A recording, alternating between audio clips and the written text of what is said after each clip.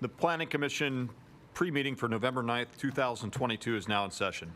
Welcome to our pre-meeting tonight, and thank you for taking part in the business of the city. The first order of business is the agenda overview discussion. We have a total of 10 applications, of which 2 applications are for continuance or withdrawal. Mr. Boswick, can you please provide the commission with an overview of the applications? Good evening, Mr. Chair and Commissioners. Tonight's agenda includes 2 requests for continuance, PLN-TXT-2022-001, Board of Zoning Appeals, with staff requesting a continuance to the December 14, 2022 public hearing. I would like to note that in the staff recommendation in the report, the application number's incorrect, but I will be reading it correctly into the record. Our second application for continuance is PLN-USESW-2022-001, Chesapeake Energy Center, with the agent requesting a continuance to the December 14, 2022 public hearing, and there are no applicants requesting withdrawal. Do any commissioners have any comments or questions regarding these items? Without any objection, these items will be placed on the continuance and withdrawal portion of the agenda. Now we will review the remaining items and determine placement on either the consent or regular agenda. The first item is item 3, Fentress Road. Ms. Neal, do you have any updates for us?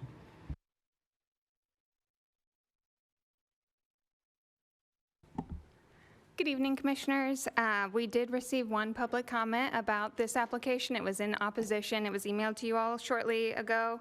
Really, the citizen was not opposed to the rezoning or the subdivision, but they expressed some concern over the large tree that sits in the front yard. She mentioned that it was featured in an article a couple of years ago after sustaining some damage in a storm, and that she was concerned that it was maybe a heritage tree. So staff has conducted some research, and we've not found anything yet. We've not found the article or any evidence suggesting that it is a heritage or a champion tree yet. That said, early on in the review of this application, we did suggest that the applicant submit a proffer, maybe saving the tree, but they decided to pursue it without a proffer. All right, thank you. Do any commissioners have any conflicts with this application? And do we have any questions for staff? If there's no further discussion, this item will be placed on the regular agenda as there was a staff recommendation for denial. Next items are items 4 and 5, the Coastal Virginia Commerce Park. Mr. Hobbs, do you have any updates regarding the application?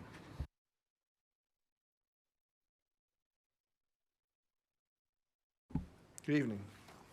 Yeah, we forwarded you an update earlier today in regards to a new comment memo received from the Department of Wildlife Resources, and a new document received, submitted to us by the Navy for a best management practices guidelines for mitigating EMI. Those are the updates. In terms of citizen comments, we've had a few. We've had 5 that are opposed. In general, their comments are they are opposed to development in this part of the city, and they're citing to the need to preserve farmland, wildlife, and open spaces. We've had 3 comments by astronomers, one opposed, but recognizing that if it is approved and built, to please have the development as being dark sky compliant, and that's the use of full cutoff lights and minimizing the amount of light pollution that would be created by the development. Again, another astronomer was in favor as long as the development was dark sky compliant. We've had 2 more comments that are in support, one from the Chesapeake Alliance and another one from a citizen, Mr. Ross, who is in favor of many aspects of the application in terms of the trail network, the open spaces. He too is concerned about dark sky compliance and minimizing the amount of light pollution from this development. All right, commissioners, we actually the reason we're meeting early tonight is so that we can go into a little bit more depth with the staff to help us prepare on the staff side for the hearing tonight. So it is appropriate if you have some specific questions for the staff right now. to please bring them forward. But first, are there any conflicts with this application? Okay. No. All right, then I would like to take this time for, actually, I think what we'll do, let me do this. Let me get through the rest of that, and we'll come back during the chairman's time to address any more specifics. Thank you, Mr. Hobbs. The next item is item 6, Mount Pleasant Christian School. Ms. Peebles, do you have some updates for us on this item? Good morning, or good evening, Commissioners. I do have one update. I spoke with the applicant Monday morning, who unfortunately has COVID and is going to have Sam Baraki represent him this evening. But we spoke about the stipulations outlined in the staff report, and he does find them agreeable. That is all I have at this time. If you have any questions. Any conflicts with this application? Any questions? Is there any further discussion? Mr. Gerloff?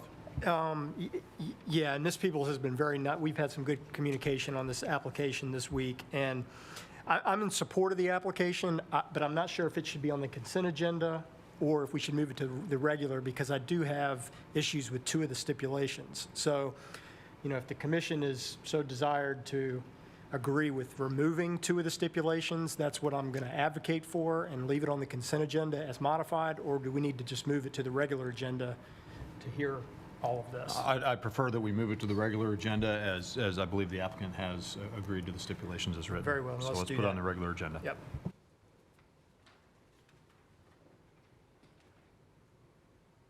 The next item is item 7, commercial vehicle signage. Mr. Bell, do you have updates for us? Good evening, Commissioners.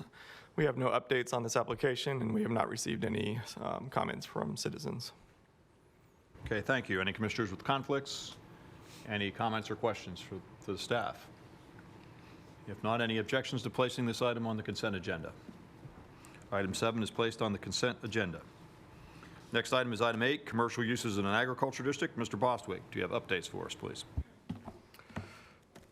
My update is the initial staff report package contained a version of the ordinance that did not state, quote, "when such use enhances the community and bolsters tourism," end quote. The legal ad and staff report both contain that language, and the attachment package has since been updated and provided. And there has been no public comment. Do we have any conflicts with this application? Any questions for staff? I have a question, and that just, could you explain to us, that language sounds like something you and I had spoken about in terms of agro-commerce, agro-tourism, those types of things. So that's been removed, correct? No, no, Okay. that language comes from the comprehensive plan, and that's why it was included in the staff report and the legal ad. It was just an oversight that the ordinance that was in the attachment package did not contain those. It was an earlier version. Okay, so that's been, in the language of the ordinance, that is updated to reflect the comprehensive plan. Yes. All right, and just for clarity, this ordinance will call that even these uses will be conditional within the agricultural district, correct? Correct. All right, thank you. Do any commissioners have any objection to placing this on the consent agenda? If not, then the item number 8 is placed on consent. Next item is item 9, Fire Station 6 Suburban Overlay District. Ms. Stoll, do you have any updates? Not Ms. Stoll, but I am. I'm sorry, I here. was looking down and reading my script. Yes, sir. There are no updates on this item at this point, and we are unaware of any public comment. Do any commissioners have a conflict? Any questions for staff? All right, any objections to placing this on the consent agenda? Item 9 is placed on the consent agenda. Next item is item 10, Columbia Gas Point of Delivery. Mr. Finn.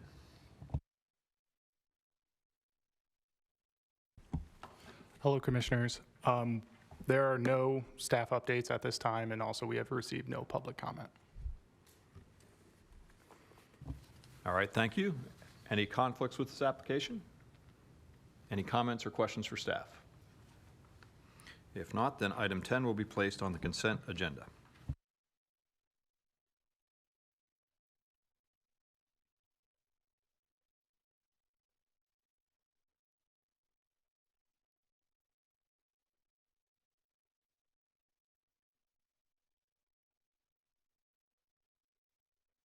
All right, the consent agenda then will consist of items 7, 8, 9, and 10. The regular agenda is items 3, 4, 5, and 6, and I'm going to make a suggestion that we reorder the regular agenda to hear it in this order. Item 3, item 6, and then items 4 and 5 can be held concurrently. The next order of business is the Planning Commission committee reports and old business. First, ARC committee report. Commissioner Barlow. It was sent out. If anyone has questions, you're welcome to ask. Do we have any questions for Ms. Barlow? Are there any other reports from commissioners that need to be brought forth? All right, then the next item we have is the summary of new public hearing applications received. Mr. Bostwick. This month's summary of new applications in the pipeline include 3 conditional use permits, and I hope Commissioner Williams is watching. None of them are solar facilities. 3 rezonings and 1 planned unit development modification. Thank you, Mr. Bostwick, and as always, for the solar farm discussion. Next, we have initiated text amendments with Mr. Hobbs. None this month. Thank you, Mr. Hobbs. All right, next we come to, on my agenda I have chairman comments, but do you have any comments, Mr. Planning Director? It appears that you may. Just a reminder that later on this month, we will be having a second meeting. This will be November 30th, and this will be going over our projects and the capital improvement program to look at for our 22-32 review. So there'll be an overview given on the procedure going forward, but our hope is that with this overall review that we'll catch back up with the projects that are already there, and then going forward, we'll be able to assess new CIP projects on an annual basis to lower the number of 22-32 reviews that we do on an annual basis. So hoping this is a good improvement, and we look forward to seeing you on the 30th. Thank you. Always after that process improvement, as we're only 12 minutes into this meeting. Okay, we have 2 more items. One is not on here. One is a discussion about the vacancy of the vice chair position, and the other is I wanted to have a bit of a work session with the staff to get some of the details of the report out. So since that will take up the majority of our time, what I would like next is to start a discussion. As you know, we lost our vice chair about a month and a half ago, Ms. Shelley Deneau, and her chair is vacant. So we only have 2 months remaining in this term of this body, but I believe it's appropriate that we appoint someone to that position for the interim until elections are held for the next year when we're seated in January. So with that, the floor is open for nomination. Oh, actually, by the bylaws, I don't do this, do I?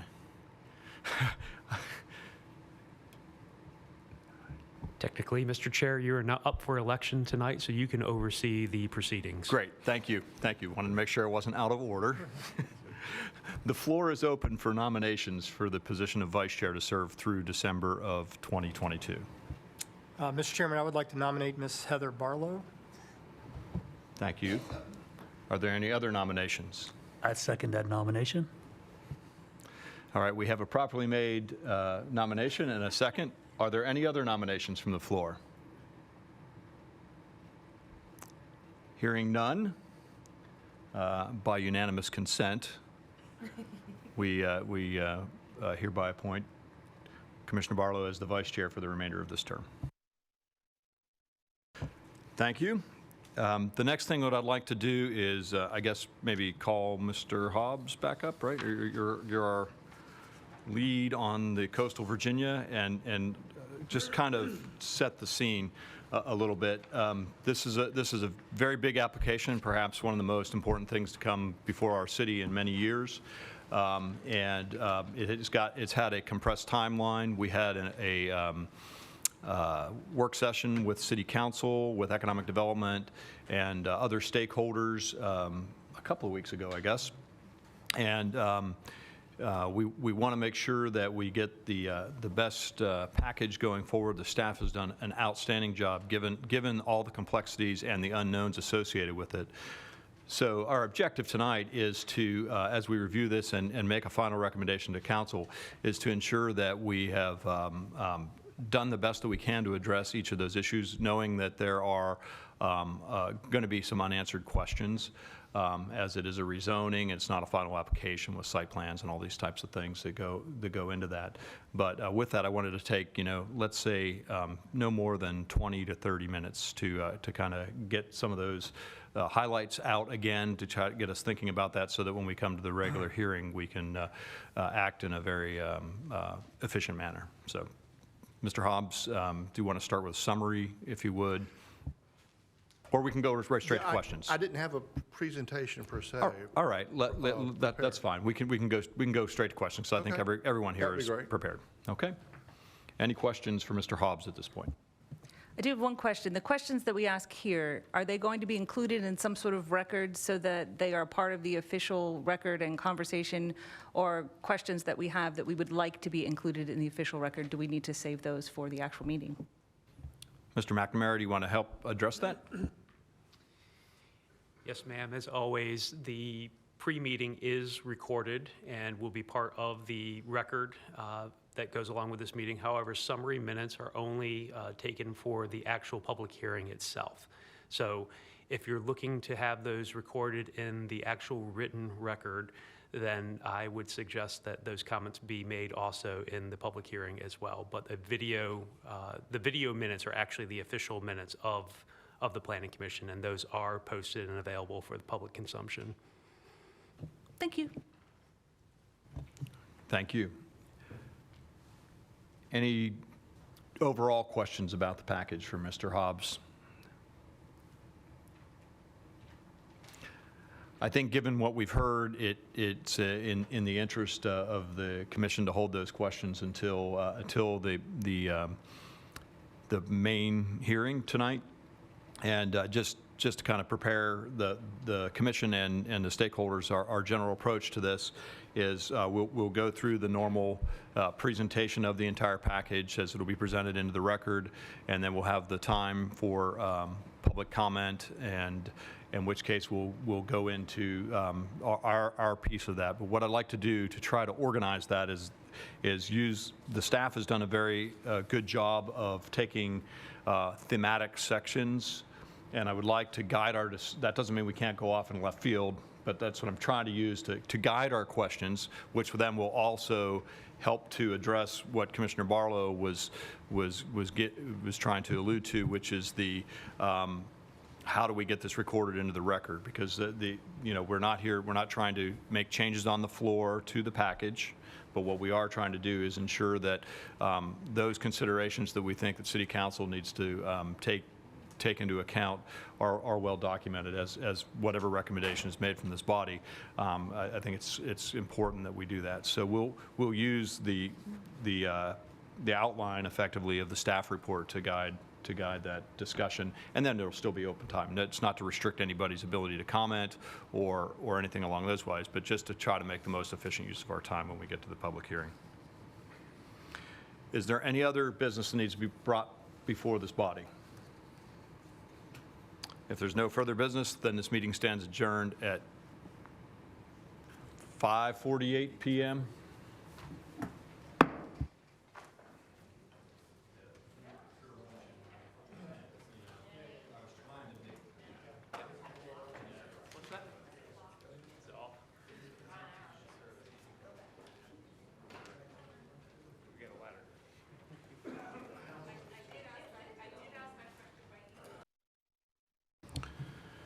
The Planning Commission public hearing for November 9th, 2022 is now in session. Please stand for the Pledge of Allegiance. For those who wish to participate, you are invited to remain standing for the invocation. Commissioner Soniak will lead us in the Pledge of Allegiance, and I will lead us in an invocation.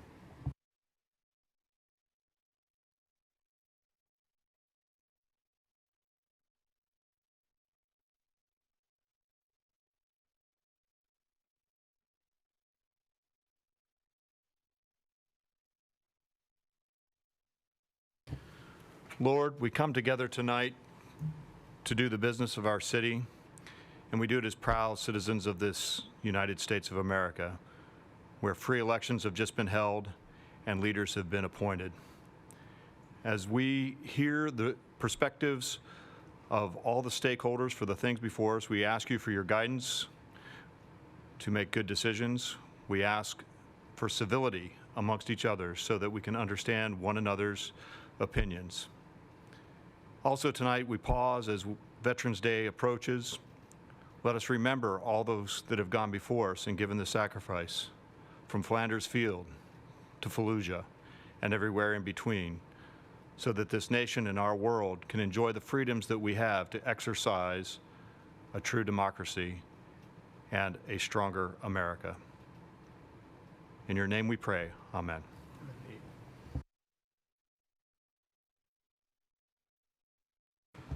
Please be seated, and as a reminder, please silence your cell phones. I would like to welcome each and every one of you to our meeting tonight, and thank you for taking part in the business of our city. The commission rules and procedures are available online at our website, and the chair asks that each of you follow these guidelines. They are also posted on the screens before you. Mr. Bostwick, will you please call the roll? Commissioner Barlow. Present. Commissioner Cruz. Present. Commissioner Ellis. Present. Commissioner Gerloff. Here. Commissioner Gilbert. Here. Commissioner Soniak. Present. Commissioner Turner. Here. Commissioner Williams is excused. Chairman Steiner. Present. The minutes for the October 12th, 2022 public hearing are being considered for approval. Do the commissioners have any corrections or revisions? Hearing none, the minutes are approved by unanimous consent. The commission rules and procedures are available at the table in the front of chambers, on the screen in the chambers, and they're also available online at our website. Once again, the chair asks that you follow these guidelines. Speakers who violate the rules of the public hearing will receive one verbal warning within the course of the evening. Upon Planning Commission action of either approval or denial, the remainder of the items shall be heard by City Council next month on either the third or fourth Tuesday, beginning at 6:30 p.m. in this chamber, unless otherwise announced tonight, and we do have one item that will fall into that category. Citizens may contact the city clerk's office at the planning department the Friday after the Planning Commission meeting to find out which date the item will be heard by City Council. The first order of business is the consideration of requests to withdraw or continue an item. Normally, the commission allows an item to be withdrawn without further discussion. In the case of continuances, it is the Planning Commission's policy to continue the item as requested by the applicant. Mr. Bostwick, are there any requests for withdrawal or continuance? Yes, we have 2 items requesting a continuance and no items requesting a withdrawal. Would you please read the proposed applications into the record?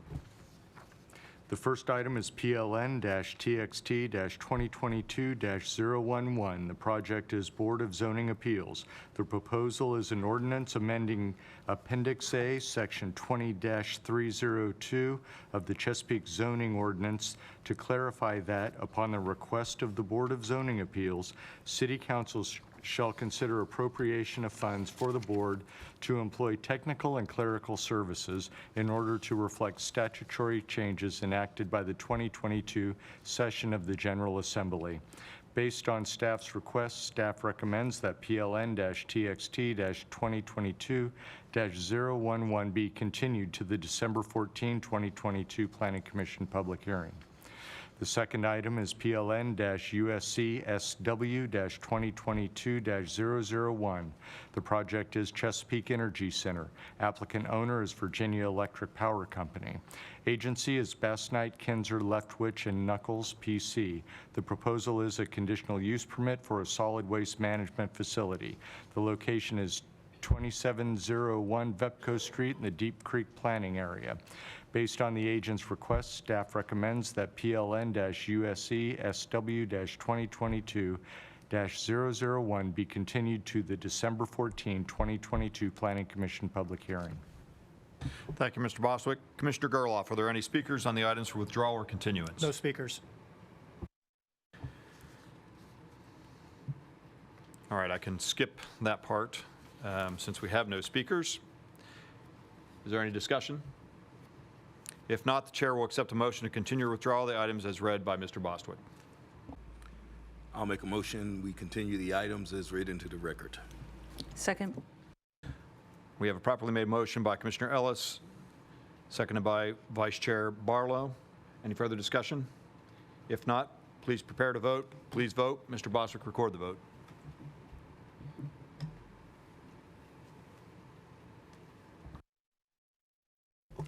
By a vote of 8-0, the motion carries. Second order of business is consideration of the consent agenda. The consent agenda contains those items that the planning staff believe are unopposed and have a favorable staff recommendation. Speakers on items placed on the consent agenda will be given a total of 5 minutes to address the commission. If you have an objection to an item being placed on the consent agenda, please note your objection when you address the commission. Secretary Gerloff, are there any items on the consent agenda in which there are 3 or more speakers in opposition? There are not.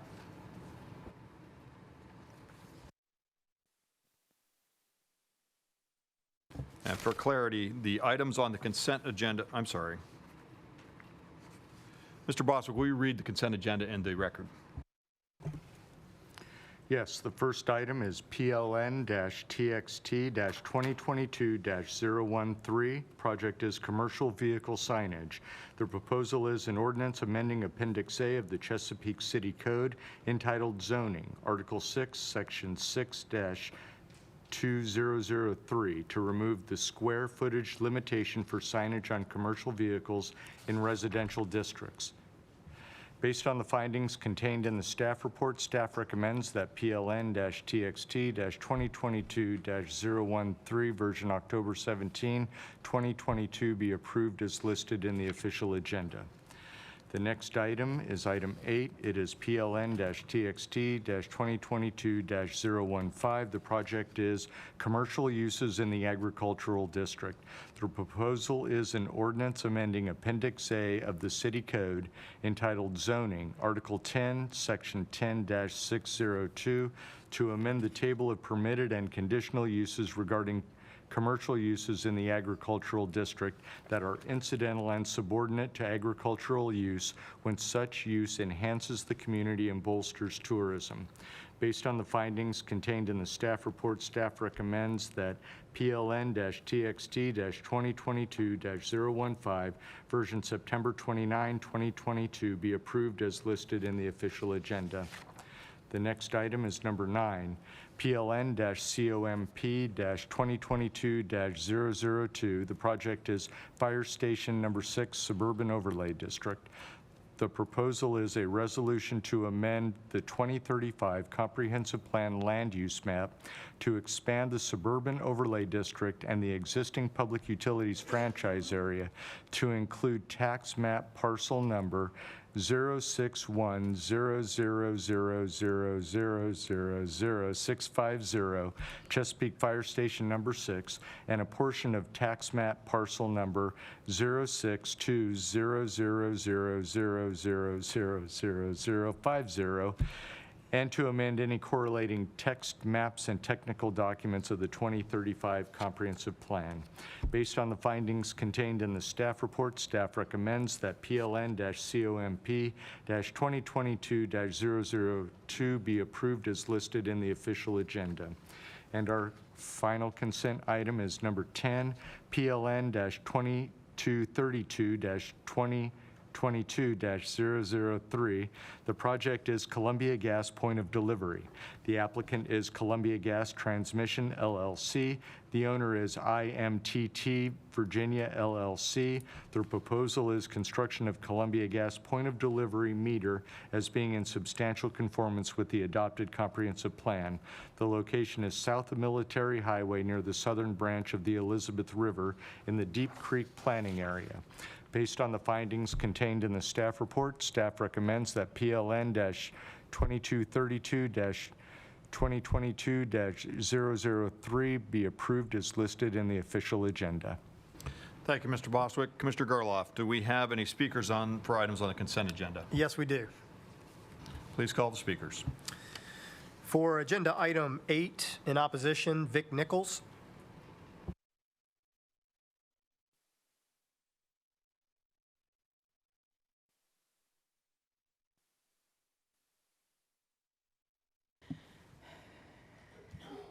My concerns about this, Could you please state your name and address for the record?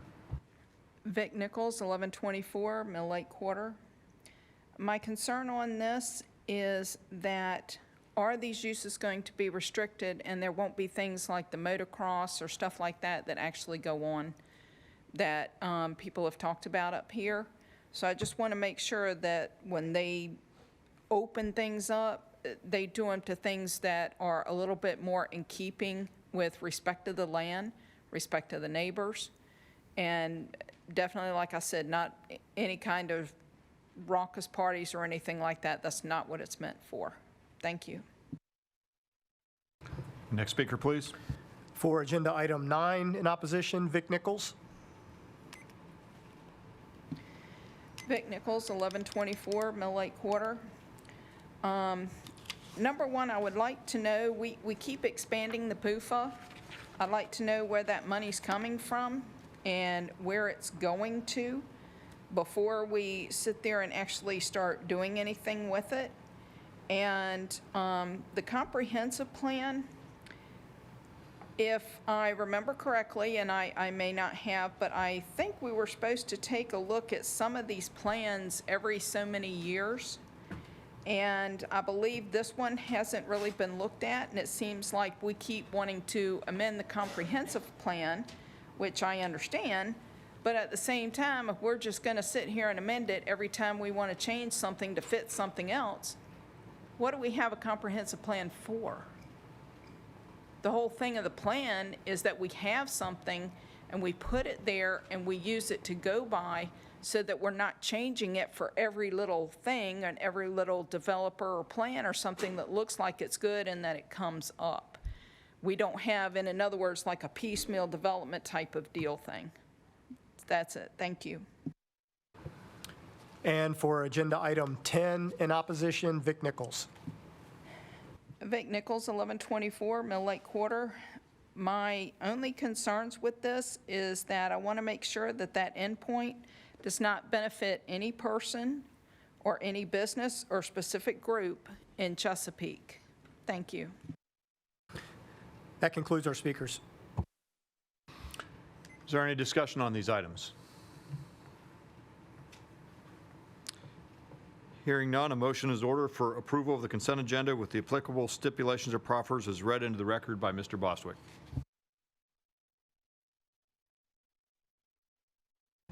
So moved. Second. We have a properly made motion by Commissioner Gerloff, seconded by Commissioner Ellis. Any further discussion or comment?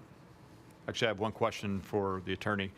We have a 2232 in here. Does that need to be noted, or can we approve it with the rest of the consent agenda? You can approve that on consent agenda. All right, thank you. If then please prepare to vote. Please vote. Mr. Bostwick, please record the vote. By a vote of 8-0, the motion carries. Next order of business will be the public hearing agenda. During the pre-meeting, we had some discussion about the order so that we can hear things, and I open to a motion for reordering the agenda. Mr. Chairman, I'd like to make an order to reorganize the regular agenda by hearing item number 3 and item number 6, and then items number 4 and 5. We have a properly made motion. Do we have a second? I'll second. We have a properly made motion by Commissioner Barlow, seconded by Commissioner Soniak. Please prepare to vote. Please vote. Mr. Bostwick, please record the vote. By a vote of 8-0, the motion carries. The next order of business is this regular public hearing agenda. When there are 3 or fewer speakers, each speaker will have 5 minutes to present comments to the commission. If there are 4 or more speakers, each speaker will have 3 minutes to present comments to the commission. Mr. Bostwick, would you please present the first public hearing item? The first item is PLN-REZ-2022-005. The project is Fentress Road. The applicant owner is Wolfgang Strauss, LLC. Agency is Bass Knight, Kinzer, Leftwich, and Knuckles, PC. The proposal is a conditional zoning reclassification of approximately 1.02 acres from RE1 Residential Estate District to R10S Residential District. The location is 1400 Fentress Road in the Great Bridge Planning Area. Ms. Neal will now present staff's finding. Staff offers the following findings. The proposed rezoning for increased residential density development is within the 65 to 70 DNL noise contour and is not compatible in the Fentress Airfield Overlay District to the district's land use compatibility tables and findings of fact. The proposed rezoning and subdivision of property is not compatible with the historic community and is inconsistent with historic and land use policies of the Chesapeake Comprehensive Plan. The proposed zoning district is incompatible with the existing zoning pattern of residential development in the area. Based on these findings, staff recommends that PLN REZ 2022-005 be denied. However, if Planning Commission decides to approve this rezoning, the proffers are listed in the official agenda for consideration. Thank you, Ms. Neal. Secretary Gerloff, do we have any speakers on this item? We have one speaker. In support, James Leftwich Jr.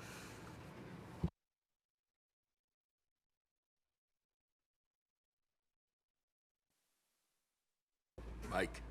Yeah, you need to hit the button. There we go. Hear me now? All right. Good evening, Chairman, Vice Chairman, members of the Planning Commission, staff. My name is James Leftwich. My business address is 308 Cedar Lakes Drive, Chesapeake, Virginia, 23322, and I am here on behalf of the applicant. I understand the scrutiny that applications in the Fentress Overlay District receive, and I understand that. But I'd like to start out with a couple observations. The first is that, but for it being in the Fentress Overlay District, the proposed rezoning is consistent with the comp plan, but we have obviously the Navy and noise attenuation to be concerned with. And so I looked at 12-402, and it gives a history as to why the Fentress Overlay District was adopted. And it talks about the Navy having purchased air rights on in excess of 8,000 acres. This property is not within 8,000 acres. I have an email from, we actually filed a Navy easement compliant request, and the response was, the Navy has we can't give an official opinion on property for which we have no interest. And so I know that there's something in your packet that indicates maybe a different tenor from the Navy, but at least from that arm of the Navy, they were saying we're not going to make any comment. So this property is actually located on the west side of Centerville Turnpike. So I think while it is in an overlay district, I think at least conceptually a lot of us, when we think about the landing field and the noise zones, we often think of those lands on the eastern side of Centerville Turnpike. So this is about as far removed from, the field as you can get, I think, moving westward down Fentress Road on into down Johnstown. I had to get my bearings, recollect my bearings there for a second.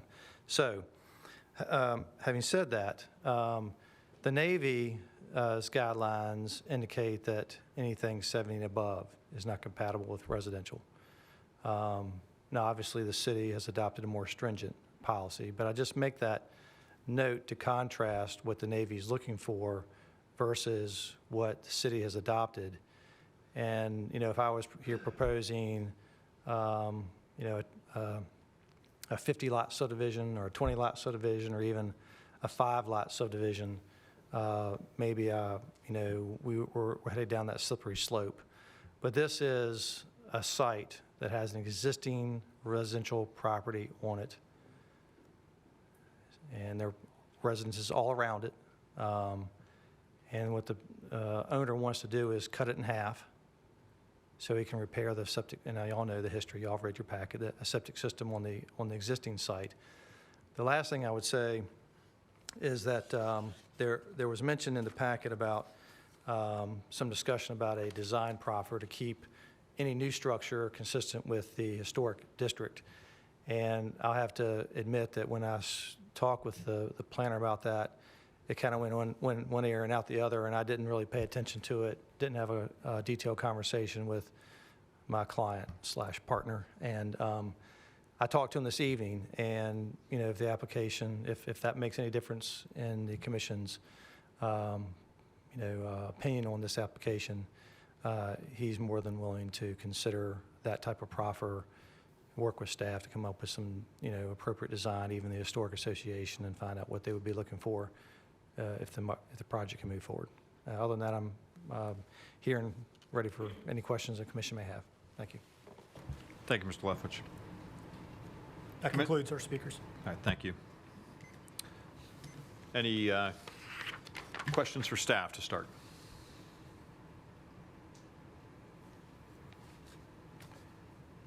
I actually have one, and that's the conclusion of finding number 3 in terms of compatibility with residential development in the area. When I think of that area, Centerville Turnpike, there's a fair amount of residential in there, and I don't know if staff could speak to the background specifically on that finding.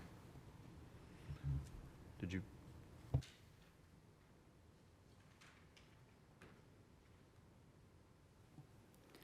So yes, sir, that finding says that it's incompatible with the existing zoning pattern of residential development in the area. So that specific parcel is zoned RE1, which normally requires parcels to be 3 acres. This one is not, it's 1 acre in size, and that's just because of it being a non-conforming lot. So all of the zoning pattern that's over there on the east side of Fentress Road is all RE1 zoned properties. So that's what we mean. Okay, thank you. That addresses my question. Discussion. Question for Mr. Leftwich. Yes, sir. Good evening. Did you mention that the septic field was currently failing on On the house? existing lot, yes. Okay, so is a part of this development to install a pump station and go into HRSD as mentioned in the... I wouldn't say it's to install a pump station. What or the applicant lift owner- station for the... Yeah, what the applicant dwelling owner would unit. like to do is sell the lot to a builder, use the proceeds to repair that septic system, and otherwise fix the house up.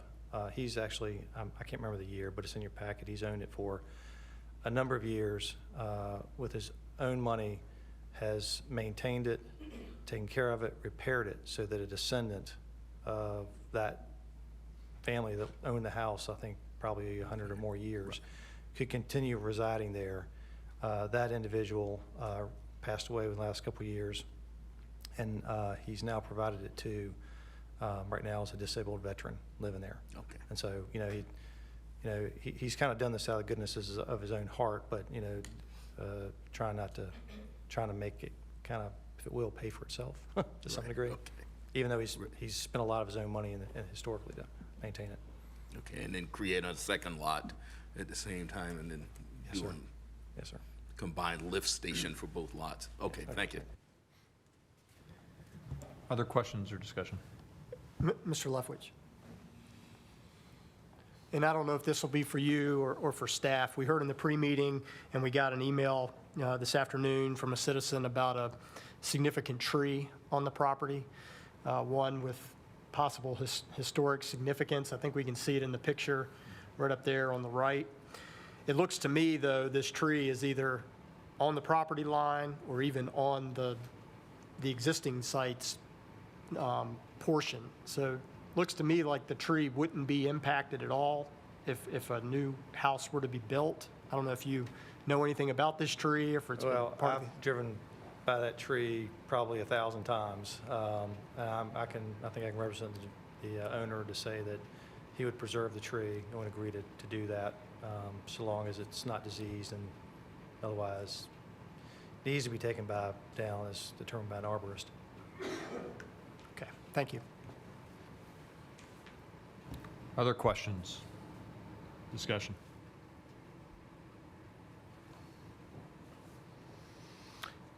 Hearing none, we are prepared for a motion.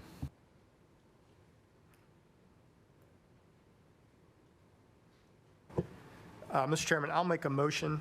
I'll make a motion to approve the application based on the proposed rezoning is consistent with the land use plan and is consistent with existing residential development along Fentress Road. Do we have a second? I second that. All right, we have a properly made motion by Commissioner Gerloff, seconded by Commissioner Cruz. Further discussion? If not, all commissioners, please prepare to vote. Please vote. Mr. Bostwick, please record the vote.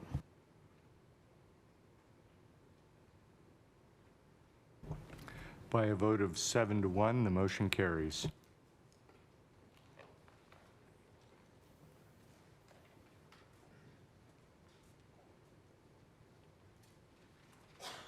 All right, thank you. Can bring us to our next item. Mr. Bostwick, please read it into the record. The next item is PLN-USC-2022-027. The project is Mount Pleasant Christian School. The applicant is Kevin Pepper, trustee of Mount Pleasant Christian School. The owner is Mount Pleasant Mennonite Church. The proposal is a conditional use permit request to expand an existing educational facility to include the instruction of 2-year-old children and an alternative parking surface request. The location is 1613 Mount Pleasant Road in the southern Chesapeake planning area. Ms. Peebles will now present staff's findings. Staff offers the following findings. The proposed conditional use, as stipulated, supports City Council's desired outcome of promoting, enhancing services, and providing superior educational institutions as they serve important focal points of community interest and identity and is compatible with the surrounding development pattern and land use. The proposed conditional use, as stipulated, supports City Council's desired outcome of pedestrian sidewalk connectivity and does not propose any changes in outward appearance of the buildings or use, and therefore remains compatible with adjacent residents in the neighborhood. The proposed use is consistent with the objectives of the Fentress Airfield Overlay District and the compatibility requirements of the Comprehensive Plan for land uses in proximity to military installations. Based on the findings contained in this report, staff recommends that PLN-use-2022-027 be approved with the following stipulations outlined in the official staff report. Thank you. Commissioner Gerloff, do we have any speakers for this item? We do. One speaker in support, Sam Baraki.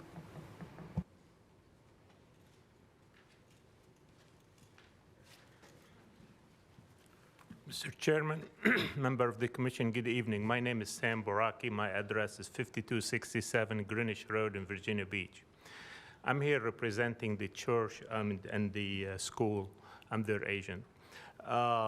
This project the school has been in existence since the late 1940s, so it's been in existence for over 70 years. This project is not expansion of school or building or anything. The only thing we're doing with this conditional use permit is to allow the school to teach kids age 2 and up. Right now, they are authorized to teach kids from 3 years and over, and we decreasing the age limit to 2 years, and that is not. And everything we're doing is within the existing building. So with that, I respectfully request that condition number 1 and 3 of the condition of the approved of staff recommendation be waived because we're not increasing any building or anything like that. It's only everything we're using is within the limit of the existing structure and the existing building. As far as the parking concerns, these parking spaces shown as gravel, they're not required parking. They are additional access parking. So with that, we respectfully request approval of those parking alternative. With that, I will stand by to answer a question. Thank you. Thank you, Mr. Baraki. Commissioners, questions for Mr. Baraki or staff? Commissioner Barlow?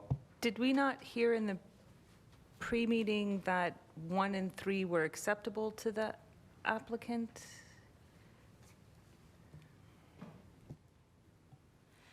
Yes, that is correct, but Mr. Brockie would like to, here at the hearing, request that stipulations 1 and 3, since it's been moved to the heard agenda. Correct, Mr. Brockie? All right, do you have a further question then?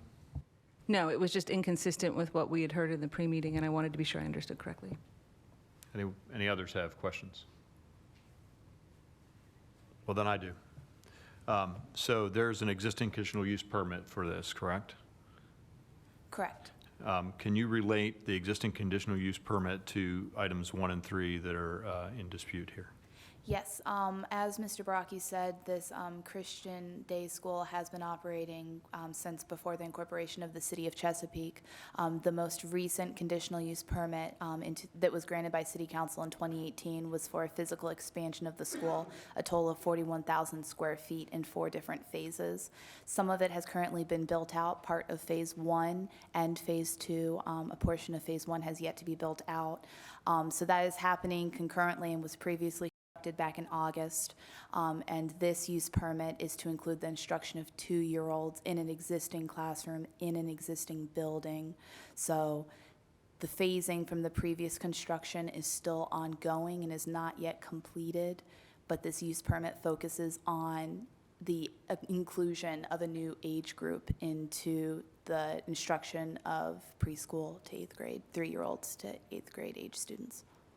Yeah, I appreciate that. What I'm trying to understand is where the recommendations or stipulations, or effectively stipulations regarding the sidewalk and regarding this updated landscape plan, was that language included in the previous conditional use permit, and or is this a new introduction? The sidewalk was not included in the previous conditional use permit as stipulated. There were some landscaping requirements, but that was for final site plan review. Okay, thank you. Any other questions? Mr. Chairman, I don't have a question, but I'll just make a comment. So I asked to have this moved, and it was for these 2 stipulations. And Ms. Peoples, we had some very nice conversations about this. It's my understanding, in talking with staff and city attorney, the intent of a stipulation. So the intent of a stipulation should be reasonable, address reasonable conditions to address the actual use that's in an application. And if you look at this application, they're only requesting to adjust the age of the students. They're not asking to adjust the building, expand the building. They're not asking to put in a new alternative parking space, which is already shown on a site plan. So they've already had the alternate parking space approved. It's on the site plan. So in my mind, these 2 stipulations have nothing to do with the use in the application. All they're doing is adjusting the ages. So asking them to put in new sidewalks, provide new landscaping seems inconsistent with those use. So in my mind, those 2 stipulations are not appropriate at all. So that's why at the proper time, we'll make a motion to approve without those 2 stipulations. Yeah, I understand. My question centered around were they there because they're not being found in compliance with the existing conditional use permit, in which case they're basically being restated. And that's what I'm trying to get to with the testimony here. I don't know, can anybody on the staff comment on that further? So I think you'll see with a lot of the applications that come before you, one of our big pushes is always with pedestrian connectivity. So I can't go back in time and go back to the application that came before you at that point in time, but I can tell you right now that staff's recommendation for any type of expansion like this would have been to include sidewalks and the appropriate landscaping to address the intensity that is coming there.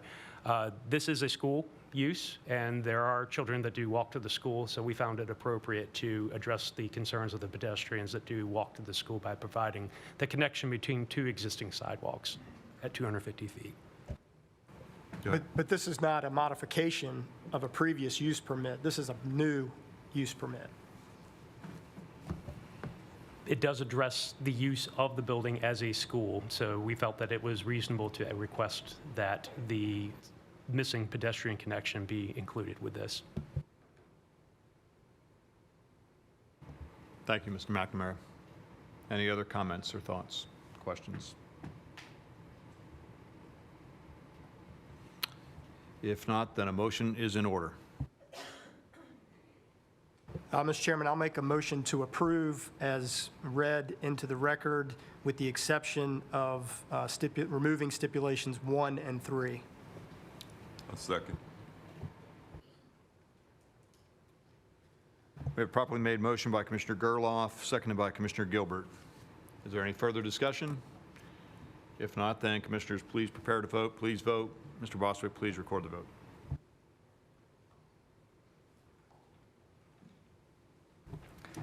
By a vote of 7 to 1, the motion carries.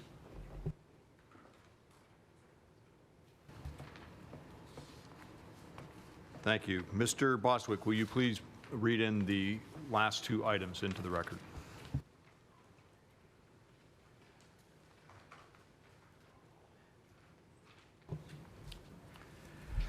Item 4, PLN-PUDC-2022-001. The project is the Coastal Virginia Commerce Park. Applicant owner is FTW & Sons Farms. Agency is Kimley Horn. Proposal is a zoning reclassification of approximately 1,420 acres from A1 Agricultural District to PUD-IP Planned Unit Industrial Park. The location is the east side of Route 17 at the Virginia-North Carolina state line in the southern Chesapeake planning area. This item is concurrently advertised and will be heard by City Council on November 15, 2022. And the companion comprehensive plan amendment is PLN-COMP-2022-003. The project is Coastal Virginia Commerce Park.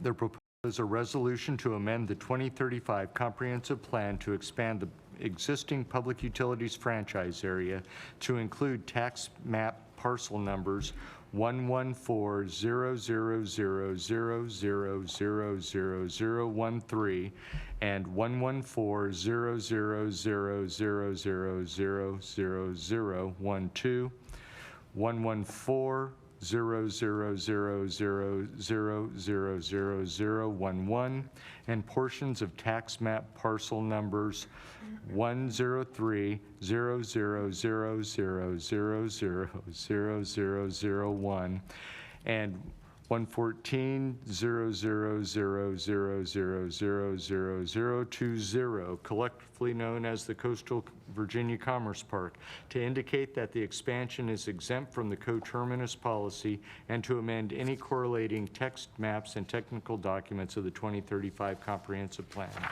This item is also concurrently advertised and will be heard by the City Council on November 15, 2022.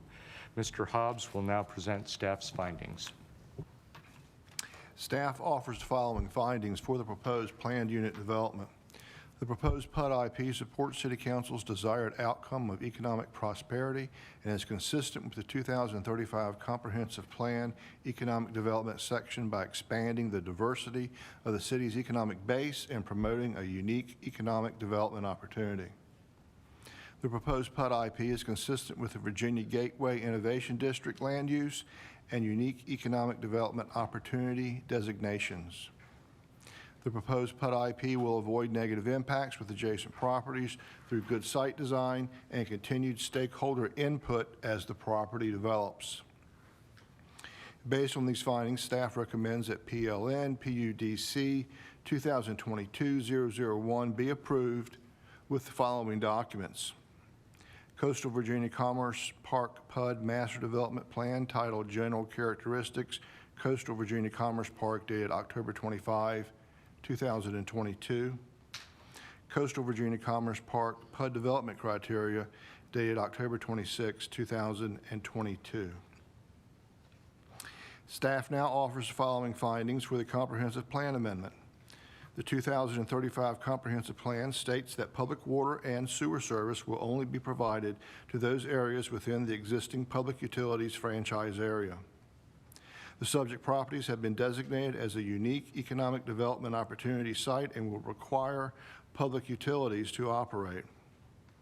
The public utilities franchise area is coterminous with the suburban overlay district, and an expansion of the suburban overlay district is deemed an expansion of the public utilities franchise area unless an exception is made in the comprehensive plan. Due to the nature of the unique economic development opportunity and Gateway Virginia Innovation District designation, which focus on high-quality economic development, a suburban overlay district designation would be inappropriate to apply to the project. Based on these findings, staff recommends that PLN COMP 2022-003, version dated October 14, 2022, be approved. Thank you, Mr. Hobbs. Okay, for this item, this is a very high interest and very important item to our city. So we're going to approach this a little bit differently so that we can make the most efficient use of our time. First, we will call speakers, and you'll be given, I assume, 3 minutes because we're going to have multiple speakers. And then we're going to try to structure our questions and discussion around the staff report, which gave us about, I think it's 7 or 8 specific themes in which the staff report was done. That way we can keep the discussion on topic and so that we can understand that. Our objective tonight, as you heard, this is concurrently advertised, is to make the best possible recommendations that we can to City Council, which will review this application next Tuesday, and to include those comments and those topics with that. So your input is very much appreciated, and that's the way that we're going to organize it. During that second piece, we also have the subject matter experts from the staff and the applicant to be available for those questions and discussions so that we can have this be a very effective work session. Because this is so important to the city, we want to make sure that we provide as much input as we can that helps to guide the decision-making of City Council. And with that, Secretary Gerloff, do we have any speakers? Sure do. All right, speaking in support, Randy Royal.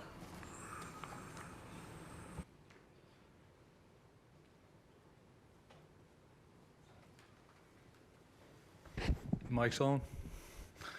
Evening, Chairman Steiner, Vice Chair Barlow, members of Planning Commission. I'm Randy Royal with Kimley Horn, business address 4525 Main Street, Virginia Beach. I'm here representing Chesapeake Economic Development Authority on this application. Of course, items 4 for the rezoning and item 5 for the PUFA relocation. Not a lot on a project of this magnitude I can talk about in 3 minutes. I'm going to go real quick, but if you'll ask me back up here to answer questions, I've got lots of answers for you. There were lots of details in the work session, which most of you attended on October 25th, so hopefully that was a good first step for you. It is a big project.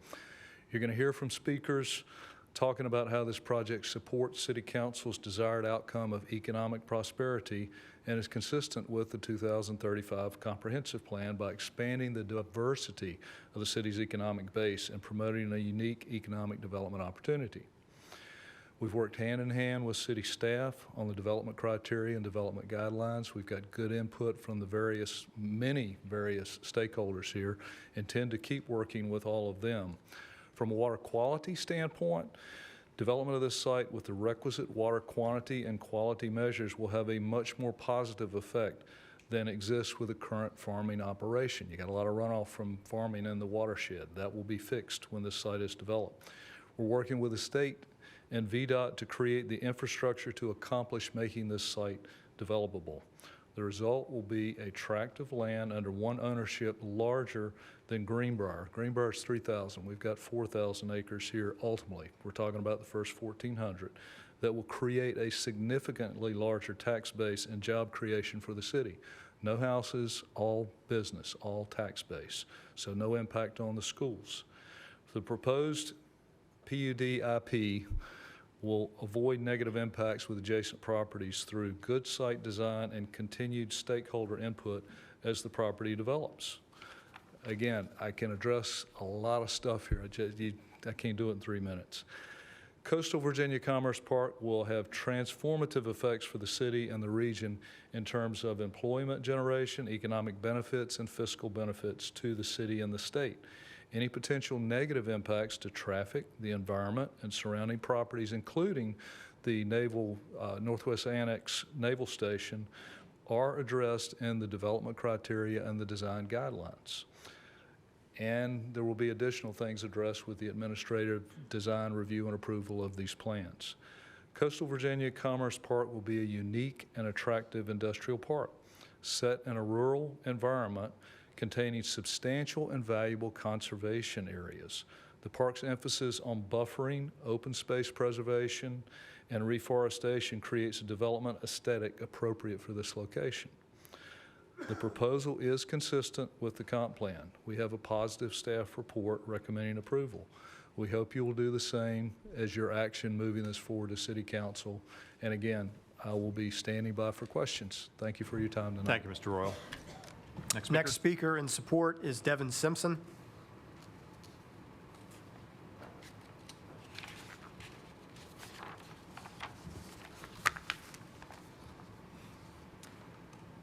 Good evening. My name is Devin Simpson, and I am a traffic engineer with Kimley Horn. Business address 4525 Main Street, Suite 1000, Virginia Beach.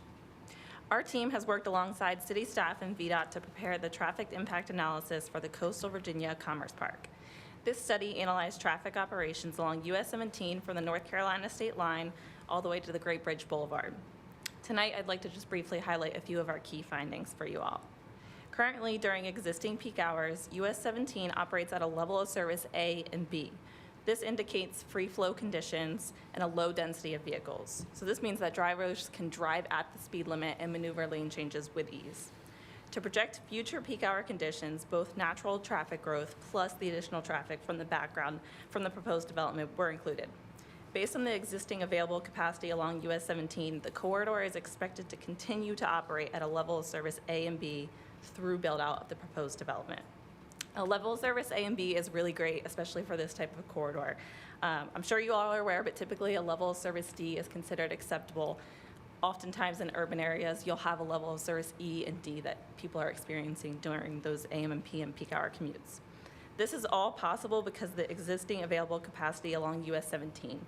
Current daily traffic volumes along the northern segment between 168 and Moses Grande are approximately 35,000 vehicles per day. Daily capacity for an urban freeway facility of this type is approximately 75,000 vehicles per day. Similarly, on the southern segment, between Grassfield Parkway and the North Carolina state line, current daily traffic volumes range from 13,000 to 18,000 vehicles per day. Daily capacity for a principal arterial of this type is approximately 40,000 vehicles per day. The difference in daily capacity between these two segments is primarily a result of having interrupted flow versus uninterrupted flow. At the northern end, you have grade-separated interchanges. The southern end, you have at-grade intersections. Overall, the proposed development is expected to add an additional 12,000 daily trips to US 17. However, with the available capacity along US 17 corridor, we expect there to be sufficient capacity to support these future volumes. Again, I would just like to emphasize we worked extensively with city staff and VDOT throughout this process. We conducted weekly coordination meetings, talked through the scope of the study, all of our preliminary findings, and developed solutions together. So with the solutions, we expect that the development's going to have a nominal impact on traffic operations within the study area. If there are additional questions regarding our study, I'm happy to get into those. Otherwise, thank you for your time. Thank you, Ms. Weiss. And actually, one of the topics will be roads as we do the breakout later. Next speaker, please. Next speaker in support, Jamie Wiest, actually available for questions. Guess I got the wrong name. I was looking at your thing.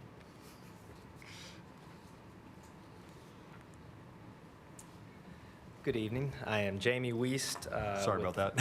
What's that? Sorry about that. Got the names confused. Oh, no worries. No worries. Jamie Wiest. I'm a professional engineer with Kimley Horn and Associates, and I'm on the utilities infrastructure engineering team that looked at this project with the city.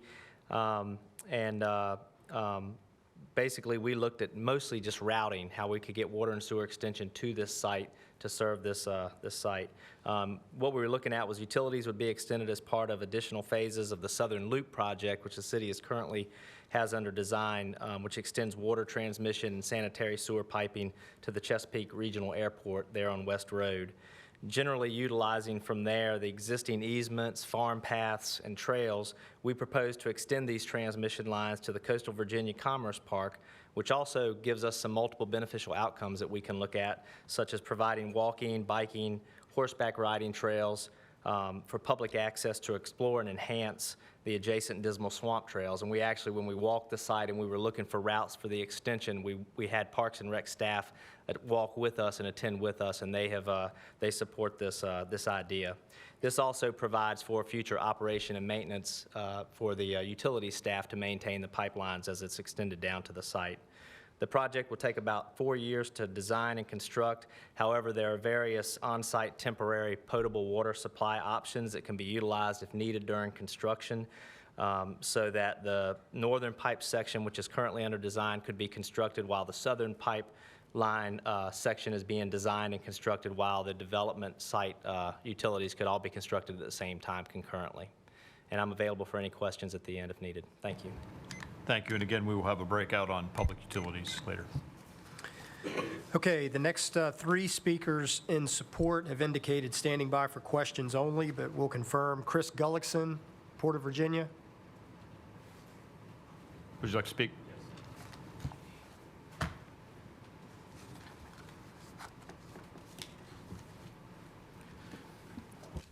Chairman Steiner, good evening. Vice Chair Barlow, good evening. Hello, Chris Gullickson, Port of Virginia, 600 World Trade Center, Norfolk, Virginia. Again, my name is Chris Gullickson. I'm the Director of Development and Transportation Policy at the Port of Virginia. And I want to personally say thank you to the Chesapeake Planning Commission for this opportunity to provide remarks and support on behalf of the Port in support of this rezoning application for Coastal Virginia Commerce Park. The Coastal Virginia Commerce Park is a transformative development site which could lead to significant and targeted economic development attraction for the city, region, and Commonwealth. Based on a recent survey by the Virginia Economic Development Partnership, the Commonwealth has fewer than 10 250-acre contiguous sites, none of which are in the city of Chesapeake. The Coastal Virginia Commerce Park will effectively enable the city of Chesapeake to overcome this current site deficit and place the city in an extremely favorable position for a generational economic development project, such as the recently announced $20 billion investment by Intel for a semiconductor plant in Columbus, Ohio, or the $5.6 billion being invested by Toyota in an electric vehicle battery plant in Greensboro, Randolph County. In the last 5 years, the Port of Virginia has invested well over $1 billion in infrastructure, equipment, and technology to ensure that we remain a premier port of call for global shipping lines. These extraordinary investments in terminal optimization and dredging have attracted even larger ships to Virginia, which fueled our recent container business growth. To remain a top port, we continue to look at investing. In fact, we're going to invest an additional $650 million over the next 36 months to increase our throughput capacity so that we can further serve as an economic catalyst for the greater Hampton Roads region and the Commonwealth. The Port of Virginia has significant customers like Givens, Dollar Tree, Amazon, Sumitomo Drive Technologies. These continue to grow. These well-known companies, they continue to be a real testament to the pro-business environment the city of Chesapeake has created and has continued to nurture. These companies, all with a Chesapeake presence, have also led to the Port of Virginia handling record cargo volumes, in fact, 3.7 million 20-foot equivalent units in fiscal year 2022. As a Mid-Atlantic's global gateway for trade, the Port of Virginia is committed to generating future economic development growth, and with the substantial nature and strategic location of the commercial Coastal Virginia Commerce Park, Chesapeake stands to attract a transformative economic development project, and the Port looks forward to supporting these development efforts and continuing to grow the Virginia economy. Thank you, and I'm happy to stick around for questions following. Thank you, and again, we will have an economic development section later in the meeting. Next speaker, please. In support, David Ropp.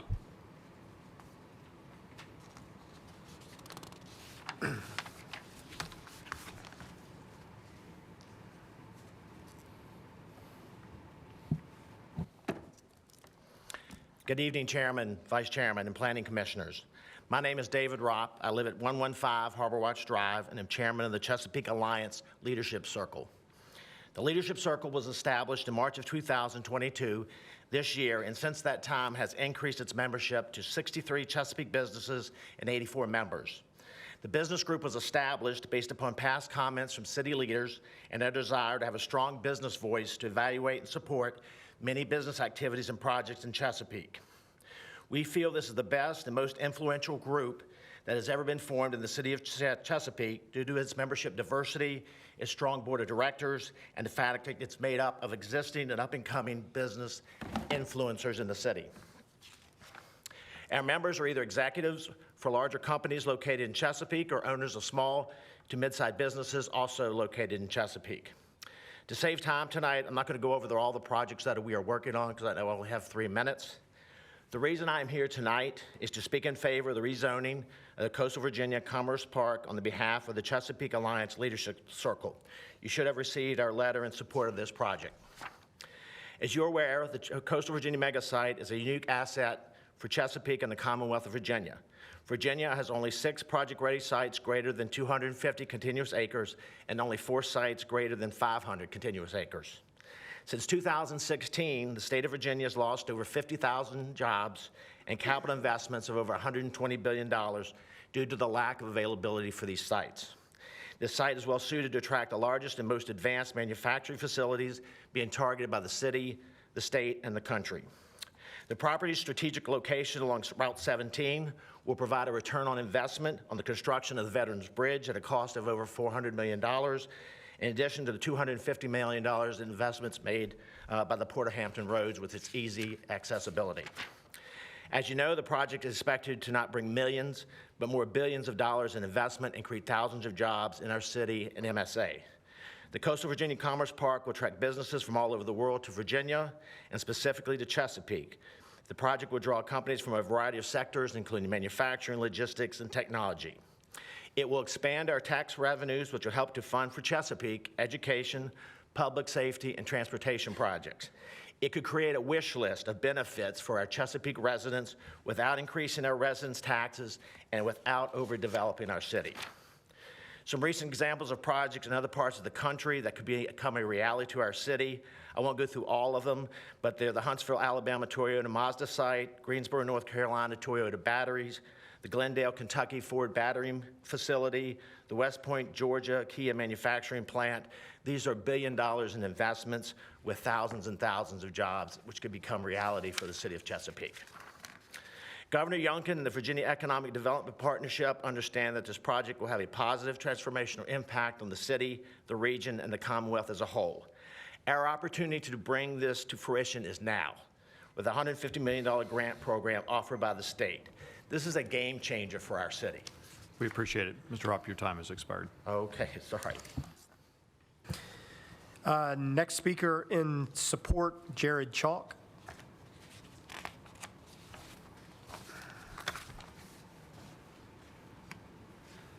Good evening, Chairman, members of the Planning Commission. Jared Chalk, business address 101 West Main Street, Norfolk, Virginia. I'm here as the Chief Business Development Officer of the Hampton Roads Alliance, the regional economic development organization representing Chesapeake, from Chesapeake to Williamsburg. Not to repeat what the previous speakers have said, but this site really is transformative. This is a extremely unique opportunity, not only for the city of Chesapeake, but for the state of Virginia and the United States. They mentioned there's very few sites over 250 acres in Virginia. There's very few sites east of the Mississippi that have the potential of this site. You're looking at a very well-maintained flat site close to a population center in Hampton Roads. Many of these sites across the country are rural, Texas, think out in the Midwest, and they may be a good site, but they lack the ability to get workers and jobs. So really for Virginia, this is big. It also, the timing here with this site, when you look at what at the federal level is happening, the federal science and chips bill put $58 billion towards semiconductors, onshoring them back in the United States, $7 billion in battery manufacturing. So the timing could not be better for what's going on at the national level, at the federal level, what's happening in the world to bring these jobs here to Chesapeake. So on behalf of the Hampton Roads Alliance, we fully support this, and thank you for your support. Thank you. Could you call the next speaker, please? In opposition, Jennifer Knight.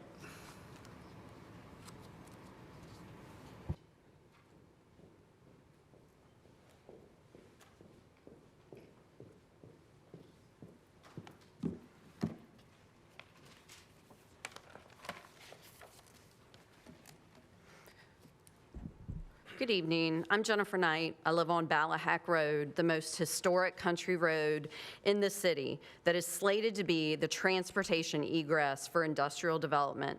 So wrong. I know you all were instructed by City Council to do the right thing when you vote tonight. Our entire state delegation attended the May 17th work session and essentially did the same thing to City Council. I asked City Council some questions about this application in June. None of them ever responded to me. Only an engineer for the developer did, with a passel of condescending and ill-informed responses. Nothing about this process has been right or just or good. Y'all sent me a postcard when the city was considering agricultural subdivisions and asked me to sit on a committee to give input. We were told by City Council, you can't have enough input. The VEDP states this project will transform life in rural southern Chesapeake. And I live on Ballahack Road. It's transportation egress. Where is my postcard asking me to give input on the transformation of my life? Where is the Citizen Input Committee for Citizen Voice regarding the transformation of our rural lives to an industrial one? We have swiftly and secretly been denied procedural due process and the transformation of our lives and property. There is nothing right about that. Sewer, gas, and water lines delineating destruction throughout all of southern Chesapeake, bringing us services and bills, new bills to pay that we don't want or need. There's nothing right about that. Industrial manufacturing with electrical lines and gas pipelines sandwiched between public conservation lands with irreplaceable resources like endangered wildlife and migratory birds. In comp plans passed, this land was set aside for conservation. What changed? Where are the impartial third-party safeguards? Is the comp plan even compliant with the review process as outlined in the Code of Virginia? If we approve a rezoning prior to having all the details of the application, what safeguards are we relinquishing? How will Dillon's rule impact the Highway 17 corridor by right? How does 6 years' worth of negative stakeholder input impact your decision? Don't be complicit in this charade. The emperor has no clothes. The naked truth is that we have no data to support the need for industrial development in this location, and nearly 70% of citizen respondents shared they don't want it. The horse driving this cart is named greed. You deserve the opportunity to speak the truth tonight. Are you willing to lie and say you see a beautiful cloak of jobs and economic development? Those are merely translucent beads that belong to Camden County and automated industry. That's on you. I implore you to do what is right, what is just and good for the citizens, and please state for the public record if either you or a company you work for is involved in any type of work for this application. Thank you. Thank you, Ms. Knight. Next speaker, please. I'm also available for questions, and I have a late-breaking email from the Department of Wildlife Management. The executive director. We can use that. We're going to have a bit of a discussion later on, and that's one of the topics. And I'll be able to share this late-breaking email? Now that I know that, I will. Thank you, because she hasn't comment. been given the opportunity to give input. Thank you. Next speaker in opposition is Jared Miller.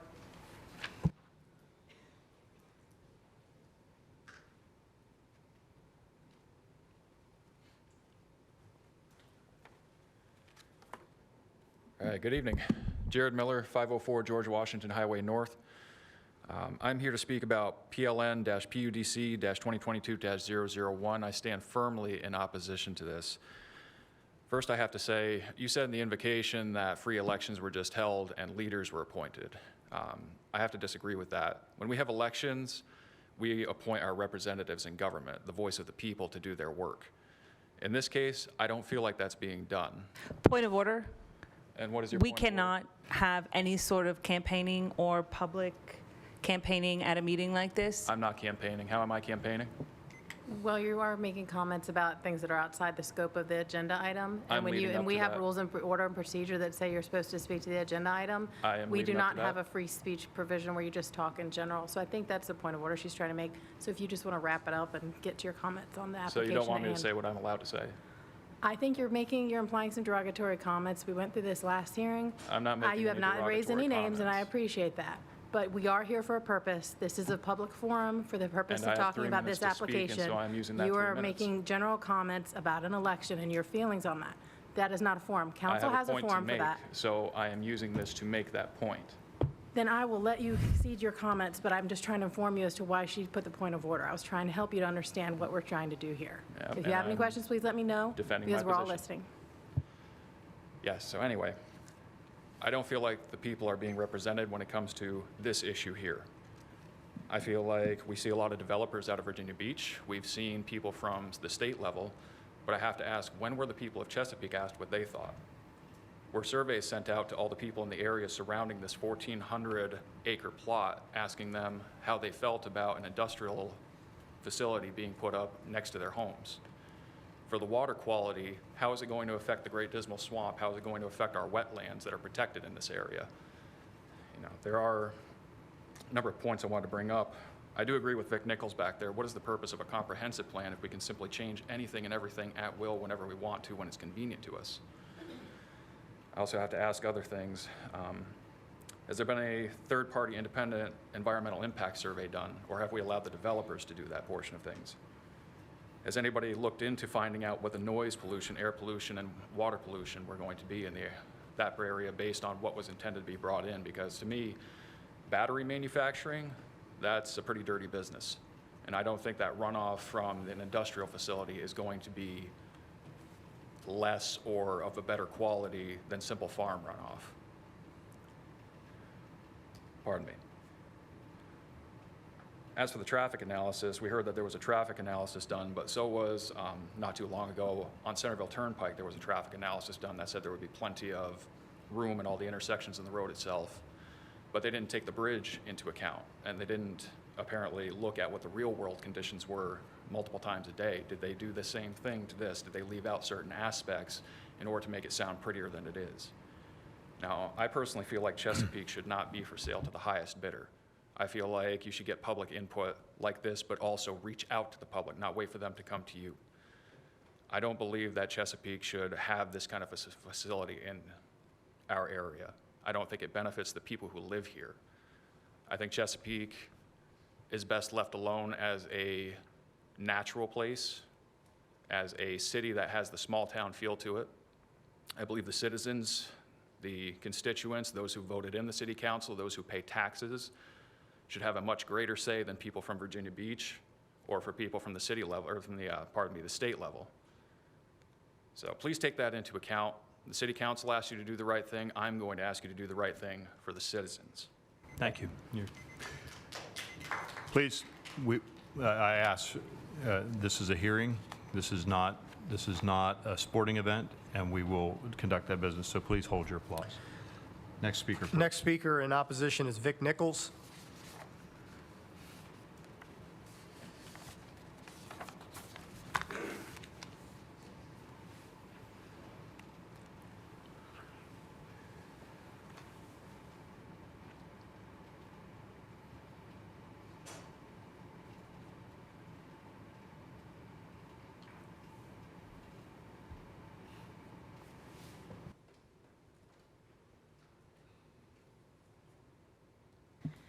Vic Nichols, or the Chesapeake hemorrhoid, shall we say. 1124 Mill Lake Quarter. The fact that we only get 3 minutes, where if we would have separated this out, we would have had 6, is an abomination. And I think I know why. Because it's people like me that can't get questions answered, specific items. We get brushed off. Rogard Ross was questioned as whether or not he would be able to ask anything about the project. It's obvious that we're being shut up. The other question that I have for y'all is, what did the mayor mean by y'all should vote right? Because I was in that meeting and heard the same thing, which oddly enough, we didn't record, although I think I know why. What is it that the city is afraid of? What? We have people here. It's not like they can't answer the questions. I've even offered to take time off from work, but we're still afraid to answer questions. Let me give you one example. Foxconn in Wisconsin was a mega site that they said, oh, 50,000 jobs, $10 billion we're going to invest. That was in 2017. It's the same kind of thing, a mega site. Well, guess what? They've got 1.1 million in 2 different buildings that they've put up there and 1,400 jobs. That's it. These mega sites don't always work. When it comes to Currituck County, one of the questions that I asked planning, the fun part of that was, well, they're not the same. One of the comments made was that a significant portion of land was for residential uses, which is totaling 690 acres. Guess what? That leaves over 2,000 acres of that project left. Why hasn't that 2,000 been developed? Their taxes are lower. You can't even address these types of things. When I asked for how this thing was going to get paid for, all I got told was the funds for the purchase would need to be transferred to EDA. Well, where are the funds coming from? Better not be from the city. And when it comes from the state, that comes out of my pocket. I have a right to speak on it. And I still am not seeing any chance to actually talk with people like everything else of what's going on. Speaking of which, how much time is this taking up out of city? Because there's a whole bunch of departments that are listed that are putting into it. That's time that they're not putting into our stuff. That means things like, we need stuff dredged. Thank you, Ms. Nichols. Your time has expired. Next speaker, please. And our last speaker in opposition is Jeff Staples.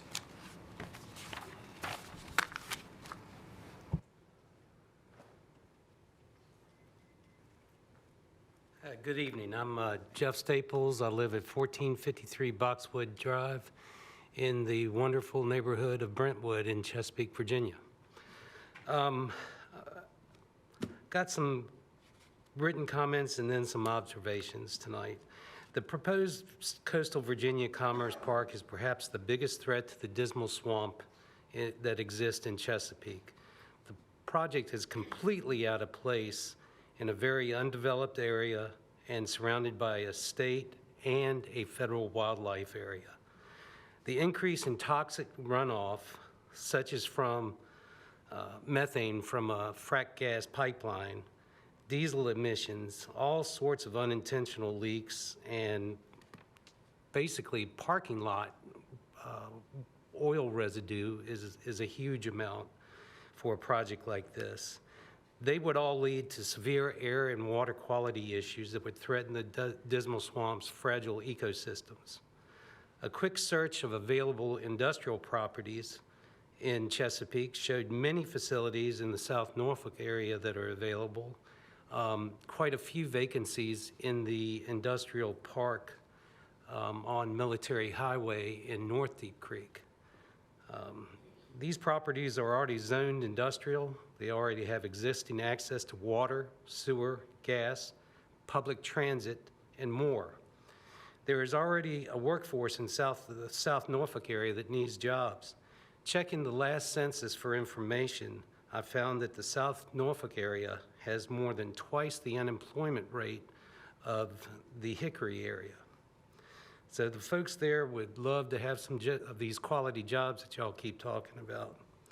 The city also has a long history of problems when it comes to providing ancillary services such as road improvements, school construction, and more. And who can imagine semi-trucks driving down Ballahack Road? It's a disaster waiting to happen. If approved, it will happen. Suffolk is already having similar problems due to overbuilding of warehouse facilities without the proper road upgrades. The quality of rural life should be factored in as well.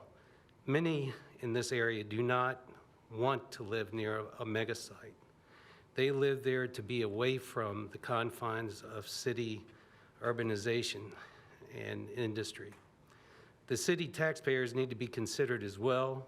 The state may be putting up some of the money, but rest assured, us Chesapeake citizens will pay in a huge hunk of the utility construction, sewage treatment facilities, and the not mentioned occupant tax incentives that will come, and much more. Convenience to the Port of Virginia has been stated as a desirable attraction for this facility. I can tell you that the available facilities on the Elizabeth River are a lot closer. Thank you. Thank you. Appreciate the comments. Are there any other speakers? That concludes our speakers. Okay. So what I'd like to do is sort of organize the discussion around the staff report, as I mentioned earlier, and I'll read what the topics are, and then we'll kind of go through them so that we can get the questions and the subject matter experts there. And I think that will also help us as the representatives of the citizens, as this commission is, to address the same questions that might be on everyone's mind. The topics, I'll read them out and then we'll go through them one at a time. The first one is planning policy and land use, followed by roads, public utilities, Commerce Park design and appearance, environment and wildlife, impacts on the NSA North, that's a Naval Support Activity Northwest Annex, economic development. I may reorder those a little bit, but I'd like to start with the planning policy and land use. And actually, probably the first thing to do is if we can go to the slide that shows the land use maps. It's on page 4 in the report. Right, it color codes right. Yeah, right there. That's perfect. So I'm actually going to start with the director to talk a little bit about how this is and how this impacts the way that we go about the land use planning for this. Part of the previous city council retreat that we had, we went through a pretty extensive history of how we got here. In essence, there was a ULI study that began back in the early 2000s, which then led to the designation of the site as an auto-oriented use on the land use plan, which was then followed by it being labeled as a unique economic development opportunity. And then we get into today where the actual land use was designated as the Gateway Virginia Innovation District. So that is where we're at with the land use and how it's depicted on the screen. Now, along with that designation came a list of considerations, which in essence has been a roadmap for us and our guiding beacon as far as our evaluation of this. And I think we've outlined that in our staff analysis pretty well. The actual pieces of the considerations and our evaluation of how the application itself stacks up to those. So I'd be glad to answer any specific questions that you do have. Thank you. That's a good precursor. Commissioners, questions about the land use, the existing designation, and how the policy is impacted? Commissioner Barlow? Would you say that we are looking at this as a nodal type development where there is an effort made, though, even though we're running utilities down, open space and agriculture is meant to be preserved even through that corridor, and the development is only to take place in that node? The land use designation is geographic specific and is surrounded, as you can see on the screen, by conservation on two sides and then agriculture and open space to the north of the site itself. So yes, I'd characterize this as a nodal type of development. And can we think of any other places in the city where we've successfully had that nodal development? I know that the Northwest River watershed plan, there's a large study from 2010, called for nodal development, particularly in the rural areas, in order to preserve as much open space as possible.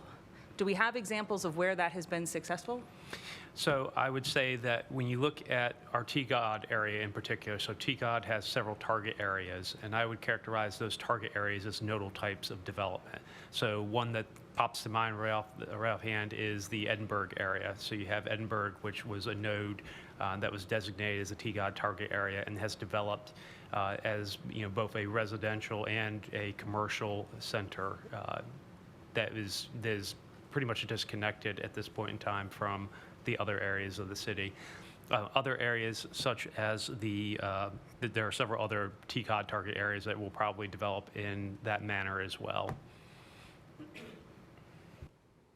Those are my questions about land use. So I'd like to, oh, wait, Commissioner Ellis, go ahead, please. Yeah, thank you, Mr. McNamara.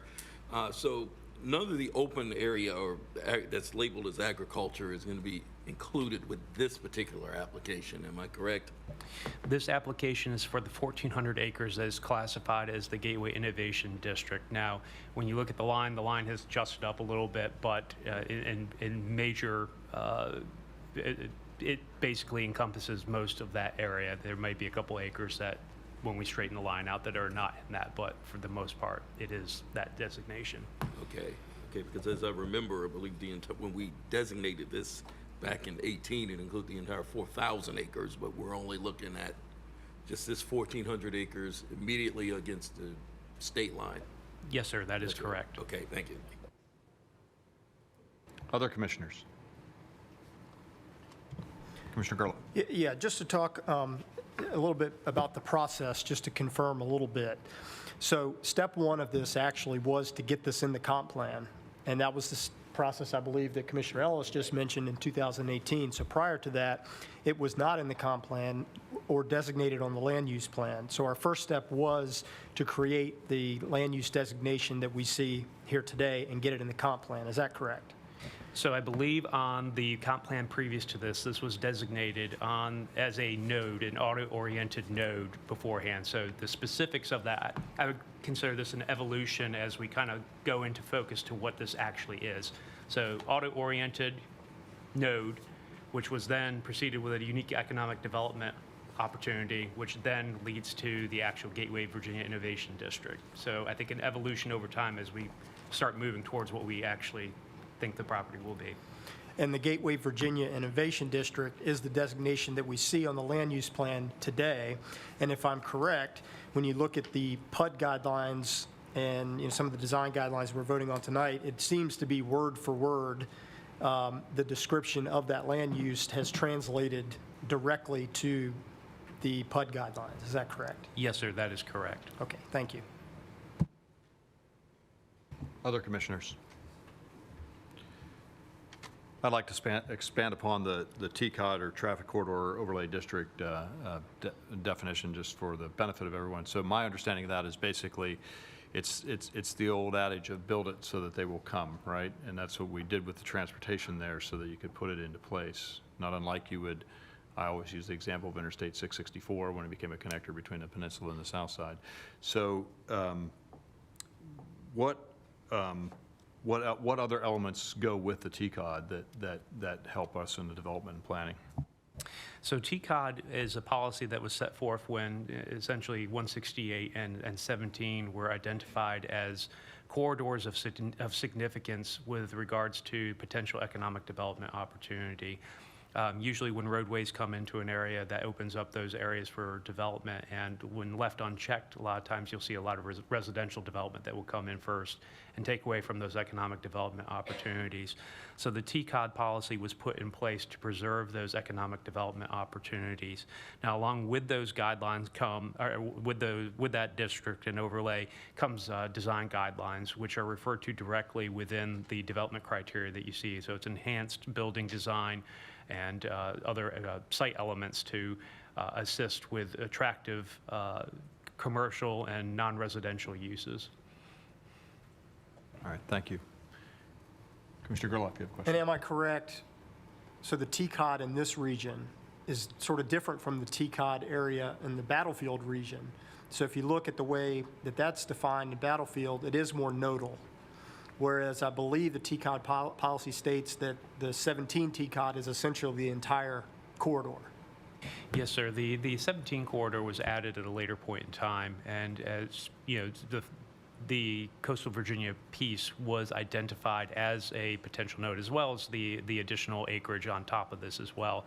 I would say that 17 piece has evolved over time as the Dominion Boulevard corridor study came in and kind of identified several sub-areas where you would see some nodal type of development that would come along. So it's been an evolution over time, but yes, a little bit different, but this does meet that nodal type of development that you're referring to that's common along 168.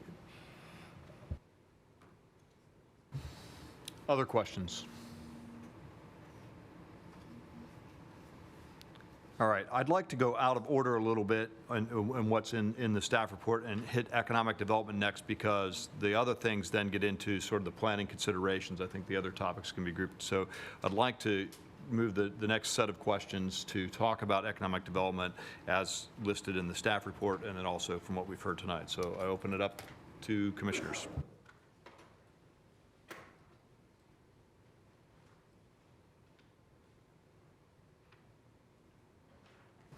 All right, I'll start. I actually have a question of the port, if the port is still here. And what I'd like to understand is, you know, this notion of the proximity to the port and also sort of related to the transportation. I think many know that Highway 17 is slated long-term vision for 4-lane or limited access the whole way to Raleigh.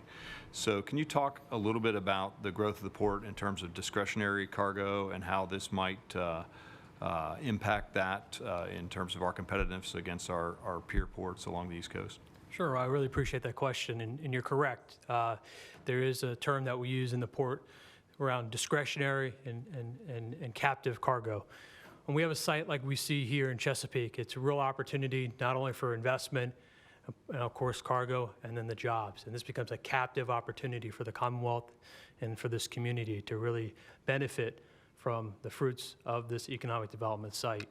In regards to having the future I-87 and developments along the 17 corridor, obviously that is something that is a real opportunity to bring us closer to more captive markets where there are manufacturers and consumers and those who have a need to access a premier global gateway port like we have here in Virginia. So I would say by all means, looking down the 17 corridor onto North Carolina, this is the most significant parcel of land adjacent or proximity to what are world-class ports we have here in Virginia. So it's definitely a real advantage for all parties here to benefit from this economic development opportunity we hope to see in the future. Thank you, Mr. Gullickson. Thank you, Chairman. Any other questions on economic development? I have another one, but I don't want to fully pulpit there. Chairman, I have a question. Yes, please, Commissioner Cruz. Yeah, I have a question regarding infrastructure. So I see a letter of support from Economic Development indicating that there's a grant opportunity to support the infrastructure for water and sewer, but it seems to be a price gap here. Could someone explain a little more about what this grant Mr. Wright, could you help us address this?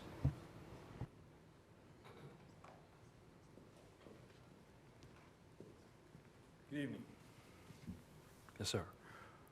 Yes, Mr. Wright, thank you. I see here in your letter of support indicating that there's funding from the state and an amount of a grant to support infrastructure development in the amount of $85 million. But it seems like the project is going to cost almost double that. So I'm trying to figure out how we're going to cover the rest of this cost to put the infrastructure, the sewer, and the water to this property. Well, there are a variety of different infrastructure needs that will come with this. In addition to water and sewer, you have electric, you have gas, you have telecommunications infrastructure as well. The money that we have requested from the Commonwealth of Virginia through their Virginia Business Ready Site program is $85 million. The state has only allocated $100 million for megasites across the entire Commonwealth. We certainly recognize that the infrastructure cost will exceed what we've asked for. So we are looking for other sources, particularly as we talk with the franchise utilities. They have indicated that user fees could potentially pay the cost of bringing that infrastructure to the site as well. But for the water and sewer that we have identified, we are clearly aware that the city has already funded a $30 million project that will extend water and sewer to the Chesapeake Municipal Airport. We paid for a analysis of what it would take to bring the remainder of the water, and sewer to the remainder of the way to the site. That estimate came in at about $65 million. So that is the estimate that we are using today. And again, we have applied for $85 million from the Commonwealth of Virginia. So we would hope that that $85 million, if we are so fortunate to receive it, would address the initial water and sewer need, as well as some other infrastructure that may be necessary to truly develop this site.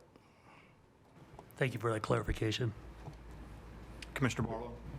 So if we don't get that grant, what are the other options we have for funding it, since it's explicitly forbidden that the city is going to use, its pot of money, the city is going to pay for that, the taxpayer is going to pay for that?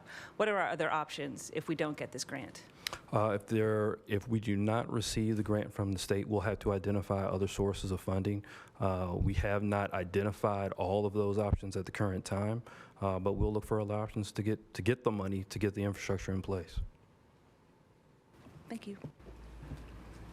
While you're here, Mr. Wright, as a longtime servant of the city in economic development, can you speak to me about having the project ready, shovel ready, whatever you want to call that, and how this is a tool in your toolbox that helps us drive the long-term financial stability of the city? Well, one of the things the Commonwealth did a few years ago is the Commonwealth realized that we had a lack of sites across the entire state of Virginia, and they developed a tiering system that would make sites or that would evaluate sites as Tier 1 being pretty much just raw land, which is pretty much what the site is today, to a Tier 4 or Tier 5 site. A Tier 4 or Tier 5 site gets you almost shovel ready, and the reason that you want to get to Tier 4 and Tier 5 is because most of the economic development projects that are out in the marketplace right now, they're looking to be operational within 2, maybe 3 years. So when you talk about projects or parcels of land that have significant infrastructure needs, you won't be able to meet the timeline of the project. So the idea here is to get the property rezoned, identify resources to bring the infrastructure to the site, and hopefully it would elevate the site from a Tier 1 site to a minimum of a Tier 4 site. And once you're a Tier 4 site, that's when you begin to get serious consideration from mega projects that are out in the marketplace. Great, that's great insight. So sort of following on to Commissioner Barlow's question, what's the vision in terms of attracting sites? We talked in the offsite or the working session with council about 100-acre lots and these types of things. What are the safeguards that are being putting in place to make sure that this develops in the right time? This is a rezoning. This is not about a project that's being built next week, next year, even. I wish it was. Yeah, don't. Yeah, I think that's the case, and it's what makes this application so difficult, right? Mm-hmm. Because we've got a lot of what ifs, and that's why we're taking this time this evening. Can you tell us a little bit about sort of like the plan and also the safeguards that you have? In our work with the state of Virginia, working very closely with VEDP, when they designated the Business Ready Site program and they wanted a special allocation of monies to go to mega site, the state of Virginia considers a mega site to be 1,000 acres or more. So with this site, we have approximately 3 to 4 mega sites on this one parcel of land. In terms of the vision for this property, it is clearly to attract mega sites, to mega projects, projects that at a minimum will look for 250 to 500 acres or so. We certainly feel as though we can accommodate people that need 1,000 acres. 1,500, 1,200 acres. For the purposes of this rezoning today, we're looking at 1,400 acres. So we believe that we can accommodate users that are looking for that 1,000 or 1,400 acre amount. And there are many of them in the marketplace right now. Okay, thank you. And Commissioner Barlow. So are we looking for a single user, or would we be looking to then parcel out once it's rezoned to those other smaller mega sites? Quite honestly, I think when we look at the 1,400 acres, excuse me, when we look at the 1,400 acres, I would anticipate that we would get one large user. But in many cases, when you have a mega project, what essentially happens is the large manufacturing operation will come, but typically there are suppliers that are necessary to support that large manufacturing operation that typically like to locate near or adjacent to the OEM or the manufacturer, if you will. So there's certainly the potential to have one large user. They may or may not decide to bring a group of suppliers with them.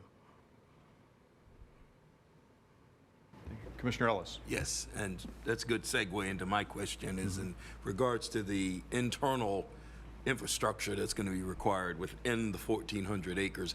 Who's going to be developing that? Is that going to be the economic development, or is it going to be one of those end users, or is that still just up for grabs at this point? I think that has yet to be determined. You know, when we look at how this project is going to develop, I wish I had a crystal ball and I can tell you exactly where the roads are going to be, where the access points are going to be. Unfortunately, we don't. We're here tonight to get you to consider this rezoning because the rezoning will allow us to truly compete for these projects. Until you have a rezoning in place, you can't move up the tiering system. And as you move up the tiering system, then we can actually compete for the projects that are out there. As I said earlier, there are several projects that are out in the marketplace right now. This site can't compete because it's a tier 1 site. So in order for us to be able to compete, we need to have kind of climbed the ladder, if you will, to go from tier 1, hopefully 2, 3, ultimately 4 is the target.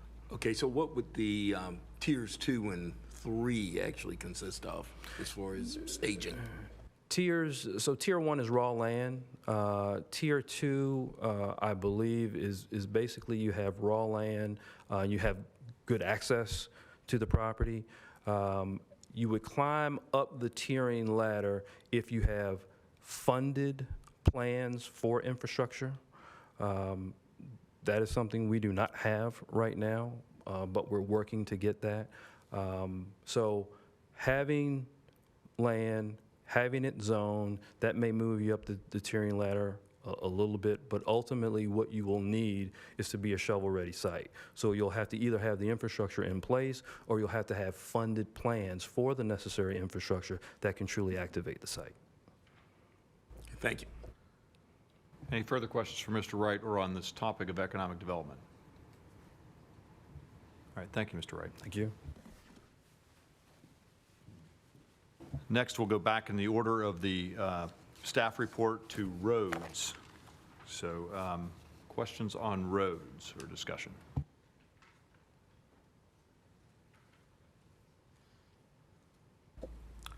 Yes, I have a question. Commissioner Ellis? Yes, would have a question for, would be staff. Are there any improvements proposed for Ballahack at this point? I am going to direct that question to either Public Works or Development and Permits, whoever would like that one. Okay. Jay. Mr. Tate, Mr. Tate, you're always yes, our yeah. expert on these Please, things. Come to the podium.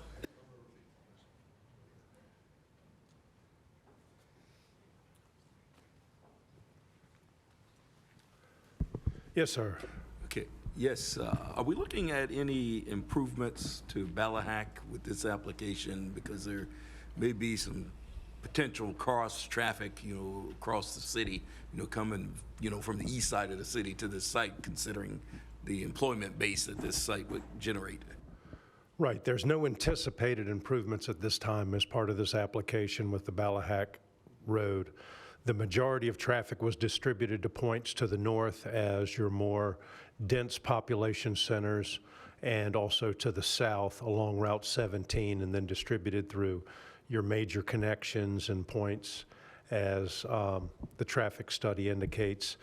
Each individual point as you go forward, the first major intersection is George Washington Highway to the north and Scenic Parkway and Cedar Road and Great Bridge. That's where the employment, so this is kind of the outer limits of where you have the more dense populations. Okay, so I guess a consideration for that would be made at the time that would be needed. Well, If needed. Yeah, and this is the first 1,420 acres, and with the mega site, you're not generating a lot of traffic with the density you would typically have off Ballahack Road. Okay, thank you. All right. Commissioner Barlow? Yes, I'd like to follow up with some traffic engineering comments that were part of the departmental reviewing comments for whoever could answer those. Mr. Tate, probably, or Kimley Horn, is that? Because it has to do with who's funding things. So the first comment from traffic and engineering was the improvements in Table ES, TAC 1, Table 9, Appendix D, shows the City of Chesapeake is the responsible party for improvements at US 17 George Washington Highway. This should be the responsibility of the developer, as it is the significant increase in traffic by the development that causes the eastbound approach to fail. Is that the case, that it does fail? And does the city take responsibility for that? And if it doesn't, does the city then become responsible for it? Should the city become the owner for this and responsible for the development? Well, the development couldn't move forward. If the city was developing the property, then the development couldn't move forward without it. So this is a condition of the rezoning that those occur. So I wouldn't interpret that email or that memo to say that if somebody comes along and wants to buy the property, that the city would have to make the improvement. Any improvement of the property would have the conditions that are in that PUD criteria. And so what if the city becomes the owner? Does the city then become responsible for that Well, road if the city improvement? was developer, yes, they would be the responsible party. Whoever wanted to construct the infrastructure and sell the property would be responsible for the infrastructure that was identified in the traffic impact study. Okay, and then the second one is the summary of recommended improvements also reference VDOT as the responsible party for the grade-separated interchanges, and it should be clarified that VDOT will oversee the design, but the construction should be using non-federal funding obtained by others. Is that the case, and where is this non-federal funding coming from? Well, as the Director of Economic Development indicated, they're seeking infrastructure funds for a number of sources, and they haven't all been identified. But just like the other improvements that traffic engineering had indicated, they're conditions of the development, and whoever wanted to make the development move forward would be responsible for doing it. So whether it's the City of Chesapeake, the Economic Development Authority, or some private entity, whoever owns the property, develops the property, is responsible for providing that infrastructure. Could the grant, if it's in excess of the sewer and water, be used? If we were to get the $85 million grant, could that be used for this, or does that need to be a separate pot of money? That would just need to be a separate person to ask. Is there someone who could answer that? I believe we have some folks from here from Public Works as well. We have Troy here, and then we have some folks from Kimley Horn that could also address It looks like those Mr. Wright might be willing to take that one. Yes, I think the short answer to your question is yes. The money that we've requested, there are several fundable expenses. It can be used for infrastructure, for water, for sewer, for soft costs in terms of analysis of where the water and sewer would need to go. There are a variety of different things that money can be used for. So it could be used for the road improvements that Absolutely. would be required? Thank you. Absolutely.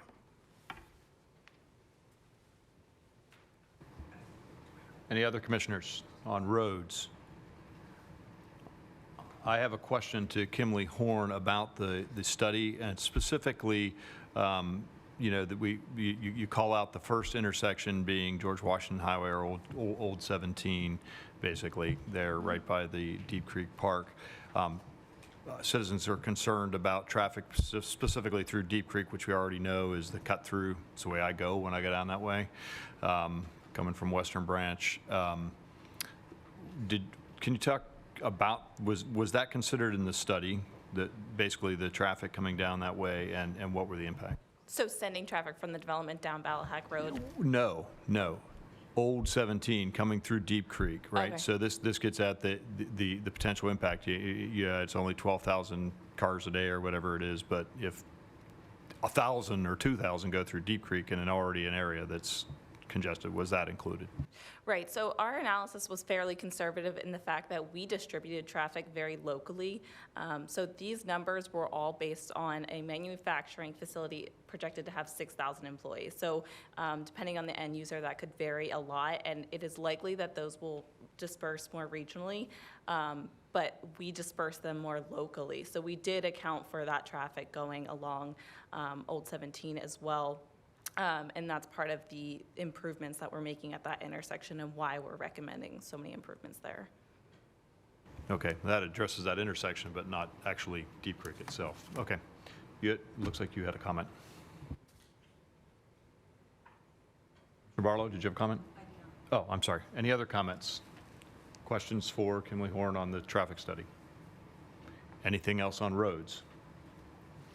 All right, if not, then we will move to the next topic, which is public utilities. Any commissioners have comments or questions on public utilities?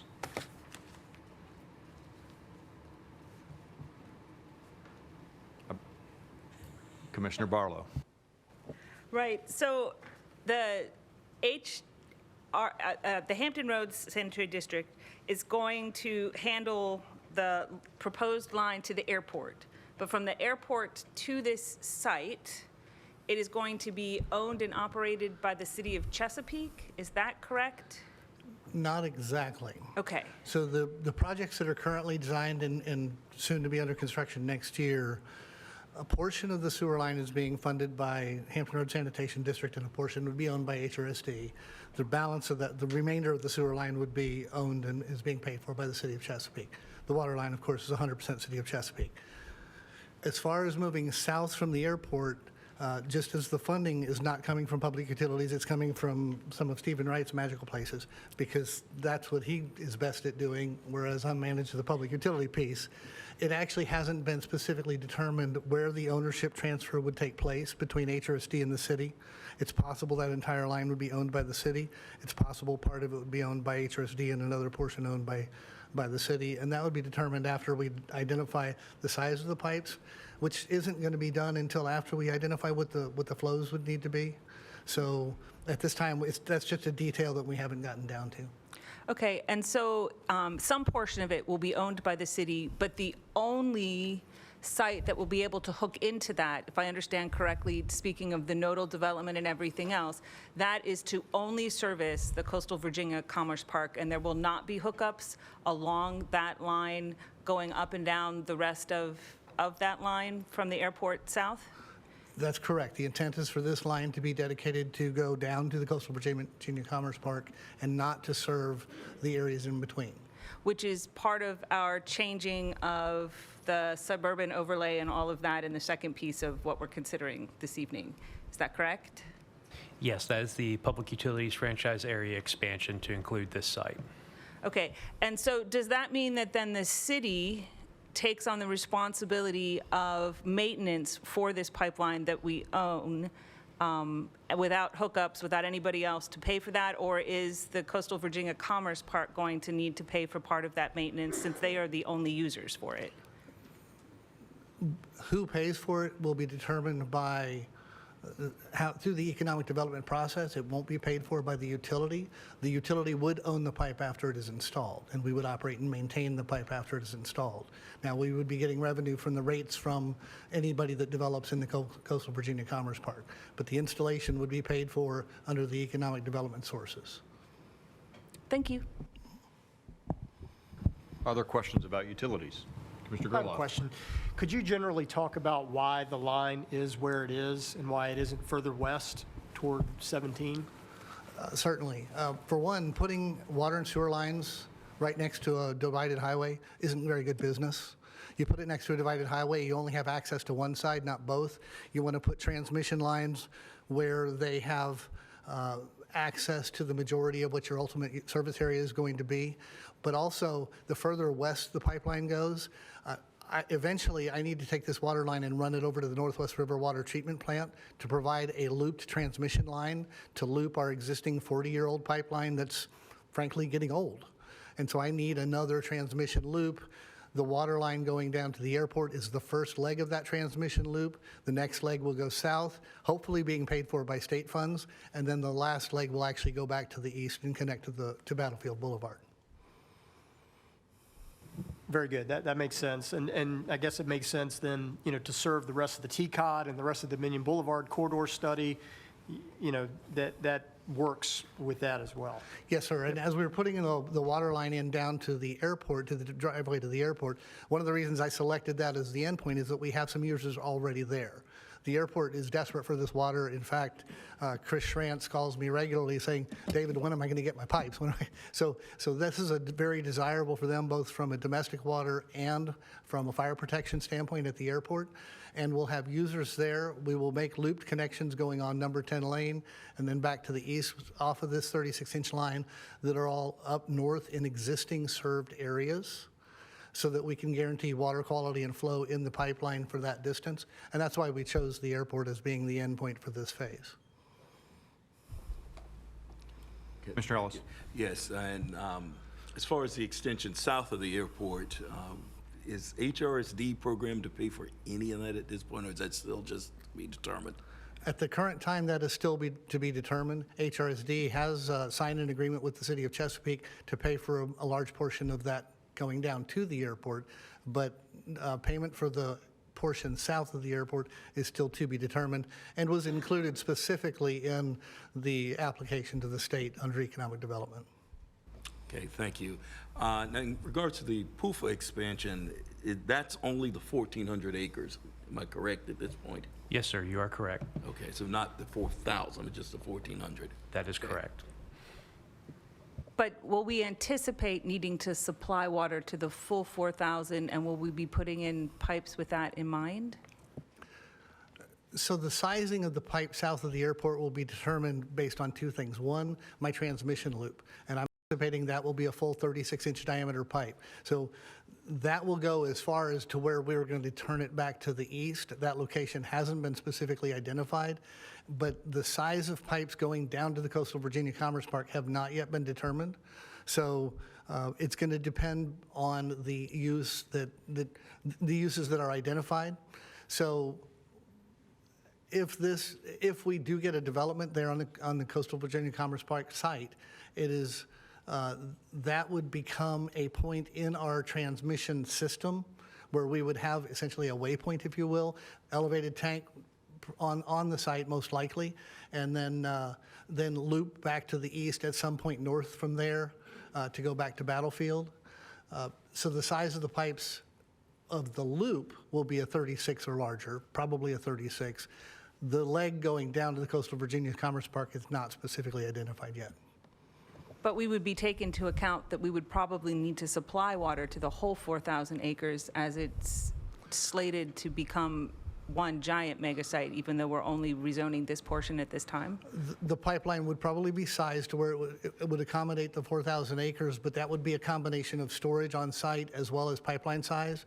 Because one of the things that you do to mitigate peak flow demands is you put storage in so that when you get a peak, it comes out of storage and not directly through the pipeline. So there's a couple of ways we can design that, or with booster pumps that can use a smaller pipeline with enhancing the pressure during that lower section. So there's a couple of ways to adjust. Okay, thank you. Right, and I think the same question would apply to the force main, you know, for the sewer side. You know, are you going to size your force main for the entire 4,000 acres? The same answer does apply, yes, sir. Okay.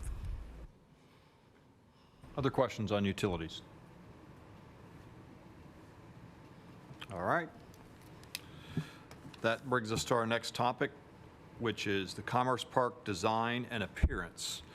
And I'd actually like to go to our planning director again to kind of give a summary of what that involves in terms of the design criteria, and he can defer that as he likes. Mr. Hobbs, if you wouldn't mind discussing the design considerations that are in the development criteria and the design guidelines. Thank you.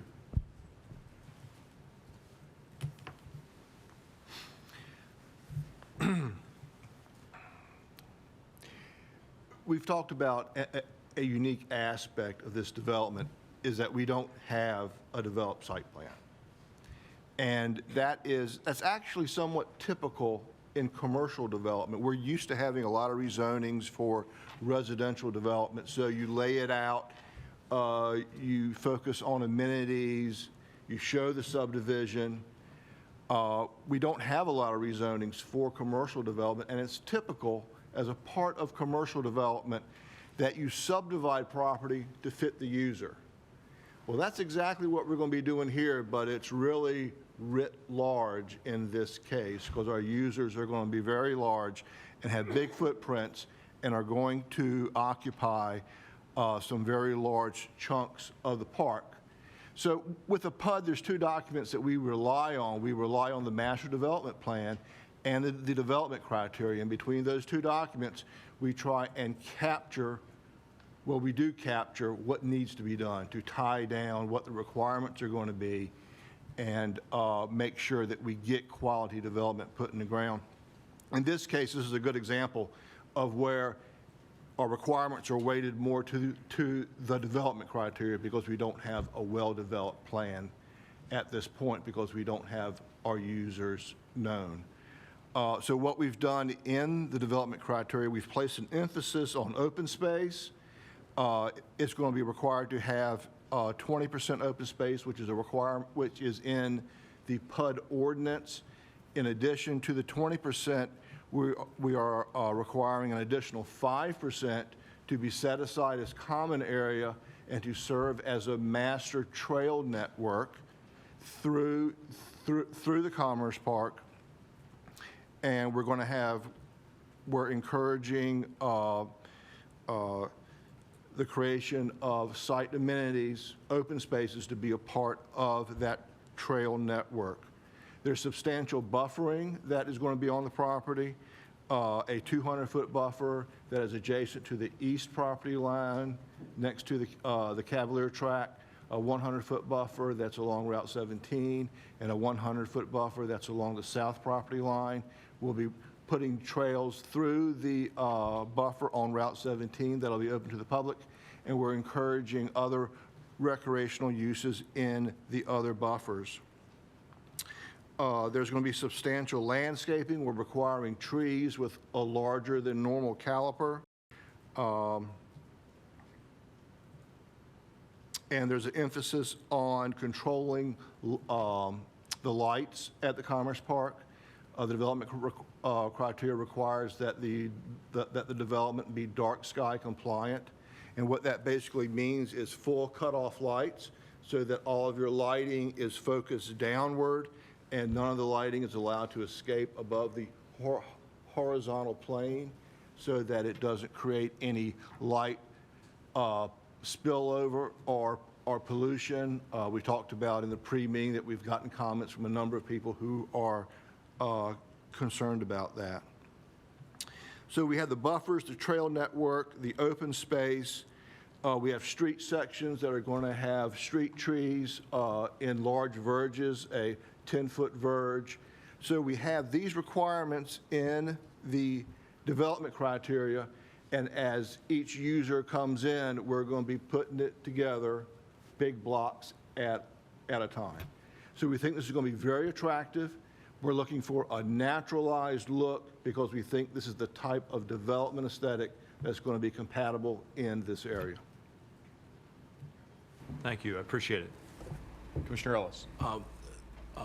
Mr. Hobbs, let me ask you this question. What's the difference between the dark sky lighting and what the current lighting requirements are in the zoning, specified in the zoning ordinance? Because that sounds very similar to what's already existing.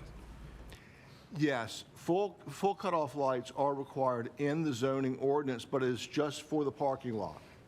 Because in most development, it's the parking lot lighting that has the biggest footprint and has the potential for negative impacts to adjacent properties. In this case, because we think that it's important, so important, given the location of the property, to control the lighting on site. We're requiring all lights to be full cut off. So the parking lot, the building mounted lights, and then any lights that they would have anywhere, say in a storage area. And the full cutoff lights, I'll go ahead and get on my soapbox about full cutoff lights. They eliminate glare. And people confuse glare because it's bright and they think that increases visibility, but really glare obstructs good visibility. With the full cutoff lights, you eliminate the glare and you can actually see better, even though the general appearance is a little darker. If you talk to people in security fields, they certainly support full cutoff lights. Thank you. Other questions? Looks like Commissioner Barlow may have some. I do. So along with the dark skies, if we don't have a user yet, why are we looking at a height exception? And I noted that the Department of Wildlife Resources only comment to that height exception when asked for their feedback was to have bird-safe glass put in to eliminate bird strikes because it is a migratory bird pattern. Are we able, or is that kind of glass called for, and why the height exception when we don't have a user? Well, it's not a height exception. We're writing, the development criteria gives us the opportunity for planned unit development to basically write its own zoning ordinance. So the 135 foot has been set as the maximum height for that development unless it's approved by the planning department and the ARC for the PUD. So they did not have any objections to the building height. It was just from a good design practice. Well, in this case, it's a wildlife practice to make sure that you don't have that type of building facade that birds would fly into. And we have put that into the design criteria to have the kind of building facade and glass that would mitigate bird strikes? We are going to put that in the design guidelines. It is not in the development criteria. The development criteria authorizes the promulgation of the design guidelines, which is a more detailed design guide for implementing the requirements of the plan, the master development plan, and the development criteria. The design guidelines is going to be a working document that's going to be, that is going to be modified and evolve over time. And we're certainly going to put that requirement in the design guidelines, and it'll be required for the buildings in this Commerce Park. Thank you. If I could add just a little bit about the height in particular, it is a tall height that's taller than most of our zoning districts here. We're anticipating that most of the buildings in this will not be 135 feet consistently across the site in general, but we'll have aspects of the building that may approach that height. So the administrative piece in here, which does provide planning director and the ARC the ability to assess taller heights on a case-by-case basis. So we would essentially take the ask into play, and we would route and review accordingly, to make sure that issues with bird strikes, some of our other partners like the airport authority, the Chesapeake Airport, and others had a chance to weigh in to make sure that the height is appropriate for that area. So that's why that's built in there. So why wouldn't you leave it with the rest of the ordinance and then make that an exception? Well, one of the things that when the site is being marketed for economic development purposes, one of the questions that's typically asked on the RFP is, what is the maximum height that is allowed without any type of approvals? So we're seeing that this is a typical height that we are seeing with some of these RFPs that are coming through. And given our review that we felt that this was an appropriate height, anything above that, we would want to take on a case-by-case basis, but at this point in time, that this height was appropriate for the site. Okay. Commissioner Ellis. Okay. Yes, Mr. McNamara, speaking of that, it mentions in the report here, about a 200-foot reforestation buffer And I assume that's going to be adjacent to Cavalier on the east side of the site. Okay. Well, does that include, or will there be additional landscaping buffering requirements on top of or in addition to that 200 feet, particularly given that we're talking about a 135-foot height maximum? Yes, sir. So throughout, if you look at the development criteria itself, there are specific landscaping requirements for each site in general. But yes, there will be landscaping throughout. I think you can see with the street cross-section that you're seeing here that, that's a pretty substantial amount of trees that you're going to see. So for the main throughway there, we're looking at 160-foot right-of-way.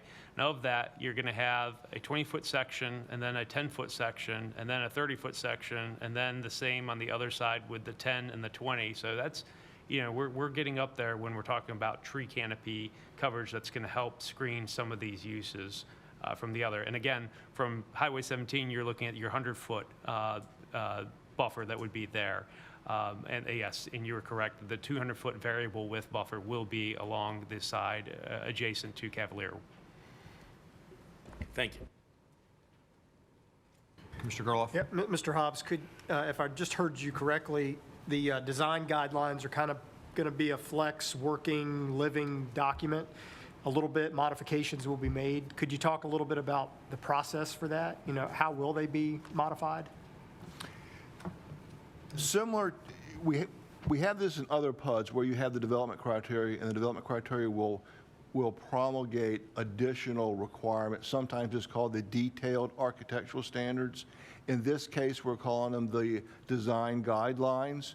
So they're just going to provide more detailed requirements, more design-focused requirements that can be used for the development of the property. We want this document to be flexible because we want to respond to what is going to happen on the property. So we want to be able to do this administratively without having to come back to council every time there needs to be a change. Does that answer your question? I believe the approval process for changing this will come through the planning department and the architectural review committee that would be formed as part of this development itself. So approvals would come through those two groups. But are you modifying the document, or are you just approving modification, variances to the document per application? It would be modifying the document itself.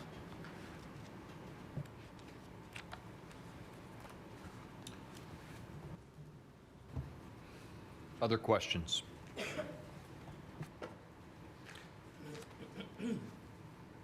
All right. Yes, I have one more Commissioner question, I'm Gerloff. sorry. And this is sort of site design, sort of roads, infrastructure, all this. What options do we have to incorporate a good idea, at this point? And I'm talking about the PUD criteria. We heard reference to Mr. Ross, Rogard Ross, earlier. He's brought a great idea connecting to the Dismal Swamp Trail. And I know in the PUD guidelines, it talks about a new interchange, for Route 17, but it doesn't talk about any pedestrian accommodation for that. At this point in time, do we have options? How do we address something like that? I'm actually going to request the city attorney discuss the development criteria and what we can and cannot do. Development criteria for the PUD is essentially the same as a proffer. And as you know, when a proffer comes before this body, it's been advertised, and therefore it cannot be amended on the floor. So in that same way, the development criteria cannot be amended on the floor this evening. However, if the Planning Commission were to recommend approval, they could include a motion making recommendations for amendments they would hope to see before council. Staff could try to incorporate those recommendations into a version, present that as Planning Commission's recommended version at the council hearing. That is next week. And so that's a tight timeline. But yes, you have some flexibility, but unfortunately we cannot modify the document on the floor tonight. You're either going to vote to approve the October 26th version or deny the October 26th version. However, you have some flexibility with making your motion. And let me add, so in fact, this very discussion is being detail recorded for us to include in our messaging to council so they understand each of these topics. That's why we designed it this way. And I'm open to a 5 or 10 minute recess prior to the vote to kind of discuss those criteria so that we can get the motion the way that we want. Any other questions or comments regarding Commerce Park design and appearance? All right, the next topic is environment and wildlife. Ms. Knight, do you have a copy of this email that you got or this letter that you got from, oh, there you are. If you could just bring it to the secretary, we'll read it because it's. Okay, I'll allow that, but this is not for comment, this is to read the letter in, please. Thank you. I was going to say, if she would like to forward it, and you can come up after you speak, I'm sorry to interrupt, by the way. Right. To Jennifer, that way we have it for the record, too. Yeah, that's So- the idea here is to get it in the record. I was just going to say, if you want to come over here afterwards, and we can give you emails and stuff. And Thank I'm you. going to keep it short. I won't read it in its entirety. I'm just going to hit. You do whatever you need to do. I just Right. wanted to try to make that connection. Okay, Thank you. this email comes from Miss Becky Gwynn, who's the Deputy Director of the Virginia Department of Wildlife Resources. This afternoon, she shares with me, good morning, Ms. Knight. The Department of Wildlife Resources doesn't have any plans to oppose the Coastal Virginia Commerce Park. It's difficult without more specific information about prospective development plans to evaluate the impacts of future actions on the wildlife management area. And in conclusion, she says, we hope to be invited to future discussions about more specific plans so that we can provide more targeted feedback and recommendations. Thank you very much, and if you would, please, so we can get that into our record and our package. I appreciate it. Forward it to planning. Got it. Is that not the update we got this afternoon? Was that a separate letter? We've gotten 2 memos from that person with that department. And our development criteria acknowledges their need to be involved in the development of the Commerce Park. Several years ago, they've spent $3 million, I believe, in a hydrologic and habitat restoration project on the Cavalier Tract. So the development criteria specifically requires that they be involved in the review of a hydrologic study for the Commerce Park. It's really unique that we're doing this. We're involving a number of agencies post-zoning approval in the development of this Commerce Park as a good faith collaborative gesture to keep them involved as being valuable stakeholders and having very unique and valuable interest as adjacent property owners. The Cavalier Tract, the Dismal Swamp National Wildlife Refuge, and the Navy are specifically identified as being involved in the plan review process as the commercial park builds out. And Ms. Lindley, that's the kind of specific language that I want to talk about sending to council, right? How do we put the teeth into that, or recommend to them that we put the teeth into that? Because, you know, as we just heard, the development criteria will only come to the Architectural Review Committee, and as just to restate for everyone, this is what makes this application so difficult, is that we're dealing with a lot of, I said, unknowns. These are the unknowns. It's hard to get hard comments from someone on a plan that doesn't exist. So when we recess, we'll talk about the language on that. Okay, so environment and wildlife. I think we have a number of points to hit on this one. So I open it up for questions or discussion. Ms. Barlow. Unless someone else would like to ask a question? Okay, Mr. Royal, if you would come up, please.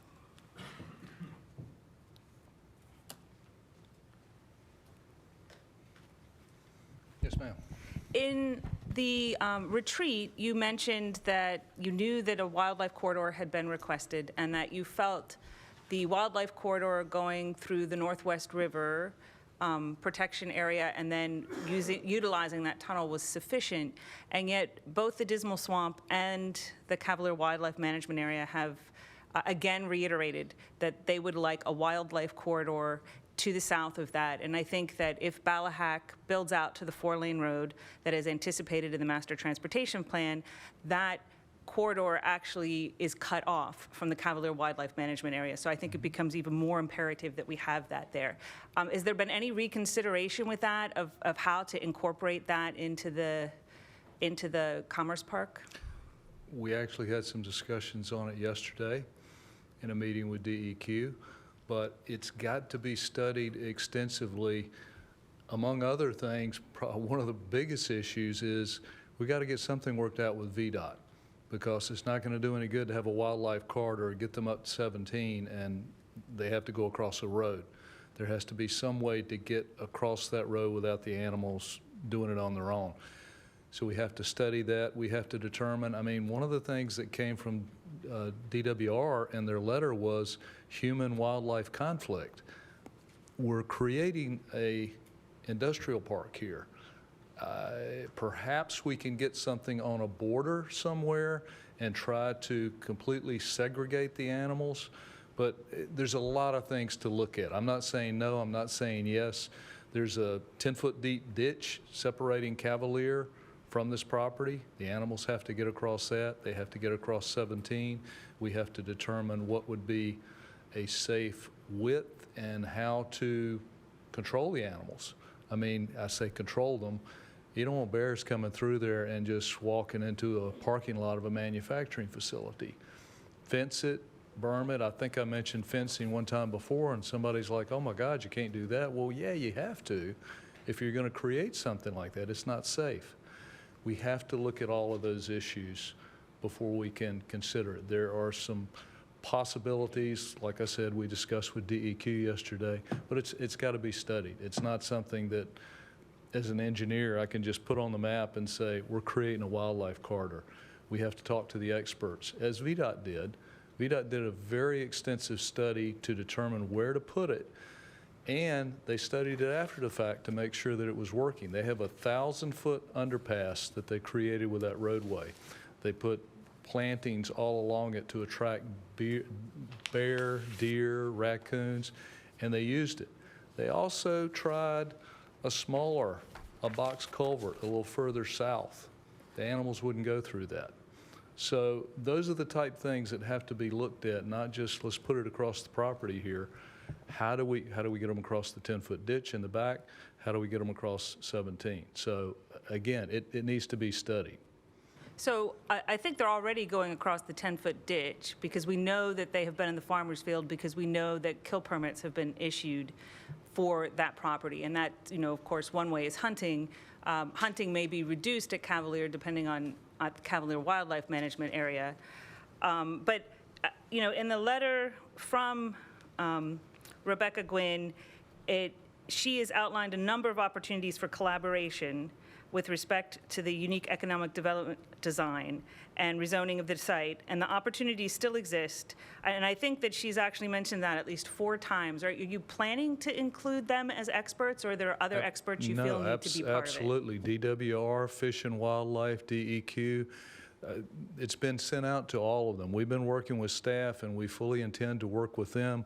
If you're talking about more language to put that in there, that's great. We have no intention of ignoring them. I've gotten comments.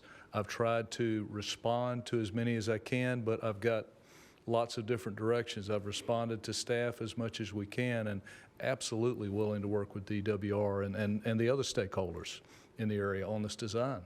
And so along with that design and that 10-foot ditch, if I understand correctly, that 10-foot ditch is what we are utilizing for stormwater runoff, that it intends to go through that and then out to the Northwest River, if I'm remembering correctly, and that it can't have any effect on Cavalier and its hydrology that we're going to. However, there are several east-west ditches that come off of that 10-foot ditch into Cavalier. How are we going to be able to ensure that the runoff goes into that 10-foot ditch, doesn't affect Cavalier by overdoing it, but doesn't cut it off completely? Because obviously if they want it to remain wet, that has been part of how they have been able to keep it wet. Right. We want to keep the hydrology in there, and that's what we have to do as engineers that staff looks at.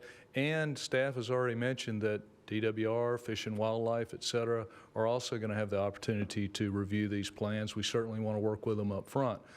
We will have storage, canals, ponds, et cetera, on the site such that we put out no more than is coming off of that site right now, but clean the water quality measures. The ditches coming off of Cavalier are actually higher for the most part. They don't come in the invert of the ditch. I can't tell you the exact elevation. We don't have a survey, but those ditches aren't as big. There are big lead ditches named Ditch 1, Ditch 2, and Ditch 3. You can look this up on the map. You put Ditch 2, Chesapeake, it shows you this site. Those may need to be relocated. One of them actually may create a nice corridor through the site, but the intention, as I said, is to intercept all runoff from the site, put it into the ponds, do an extensive master drainage study so that there is zero impact on the hydrology of Cavalier. Not to dry it out, not to put more water in there. It was my intention. They kind of wanted it to stay wet and more of a wetlands type area. But yeah, we can do that. Thank you. Yes, ma'am. Next question's on environment and wildlife.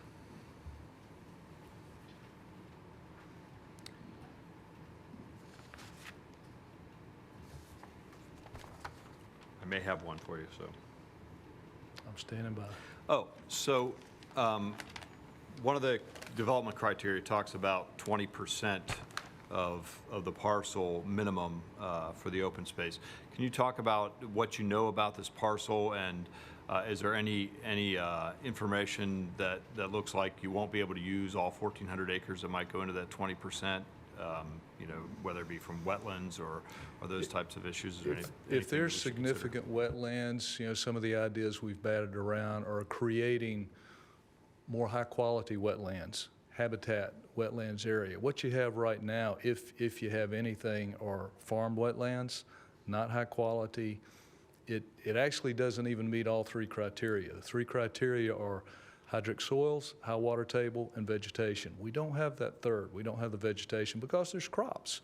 And it's been designated in 91 as prior converted crop status. But regardless, there are no trees on the site. We've got to reforest it. We've talked about the buffers on the various borders, and throughout there's going to be plantings. The section went down, but we've got lots of trees on the roadways there. The intention is to create a park. I mean, in my mind, I'm thinking a Research Triangle Park type thing.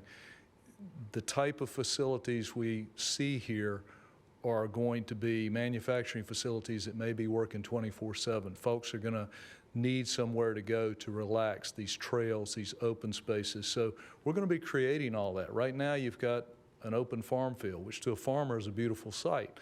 But to lots of people, we need to see some trees on here. We need to create a habitat area. I think you'll see more animals come to it, birds, et cetera, because we are going to be planting. And I think Mr. Hobbs said some of the requirements will be bigger trees to start with so we get more of an impact up front, not just on the buffers, but throughout the site.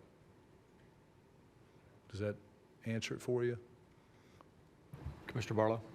So the wetland delineation that has been done, that was a desk delineation, it was not a site visit, is that correct? It was a site visit on this piece. The whole 4,000 acres has not been done, the 1,400 has. And that was a site visit by the Army Corps of Engineers? I am not 100% certain, but I believe it has been because the Corps has given us data on that. They've given us feedback. Dave Nepper. Can we answer that question? Mr. Hobbs, can you have, I'm sorry. Yes. Yeah, Mr. Hobbs, you have some stuff in there from the Corps of Engineers. Does it address the question? Sorry. So I think what I'm referring to is the Norfolk District has relied on the information and data provided by the agent to make this PJD. If it is determined such information and data are materially false or materially incomplete, a new PJD would be required. Does that mean that they have not done a site visit, that it was in fact a desk delineation? And again, I'm not trying to divert it. This was before my time. This was the owner's wetlands consultant working on that. We just have the data that they provided us that there had been a designation on the 1,400 acres out there. Typically, you don't get anything from the Corps unless they visited the site and made a determination. So my guess would be that yes, they have visited the site. On the final page of the preliminary jurisdictional determination, it states, "The Norfolk District has relied on the information and data provided by the agent to make this PJD. If it is determined that such information and data are materially false or materially incomplete, a new PJD would be required." So it sounds like they haven't visited based on that statement. And I think that's a viable option for the Corps. I can't speak to why they did or did not do it, but maybe it's just the size of the acreage. That's an extensive amount of time. But at the end of the day, there's going to have to be a formal designation through the Corps so that permitting can be done as necessary through DEQ and the Corps. Thank you. Other comments or questions? All right, thank you. That concludes the topics in the report, unless there are additional questions on the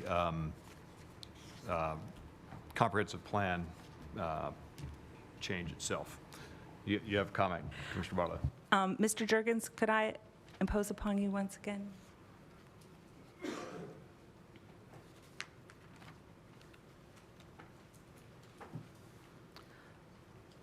We spoke a little bit before the meeting about the possible changes of the ordinance to the Northwest River Watershed Protection Ordinance. Could we talk a little bit more about that? Specifically, why we would be renaming it to the Drinking Water Source Protection Ordinance, what expanded coverage would be included, and what reduced prohibitions would be needed in order to bring it in compliance for the Coastal Virginia Commerce Park. Okay, so there are several parts of what we would be looking to do in changing that ordinance. This is actually something we've been considering independent of this economic development opportunity. First of all, I would propose, and this has not gone to the city council, so what the city council does with ordinances is what they want to do. This is what I would propose as staff, has not yet been fully vetted through the city manager as well. So there are processes. This is concept, not specific. First of all, I would like to change that to the drinking water source protection, because that's the intent of the ordinance, is to protect our sources of drinking water.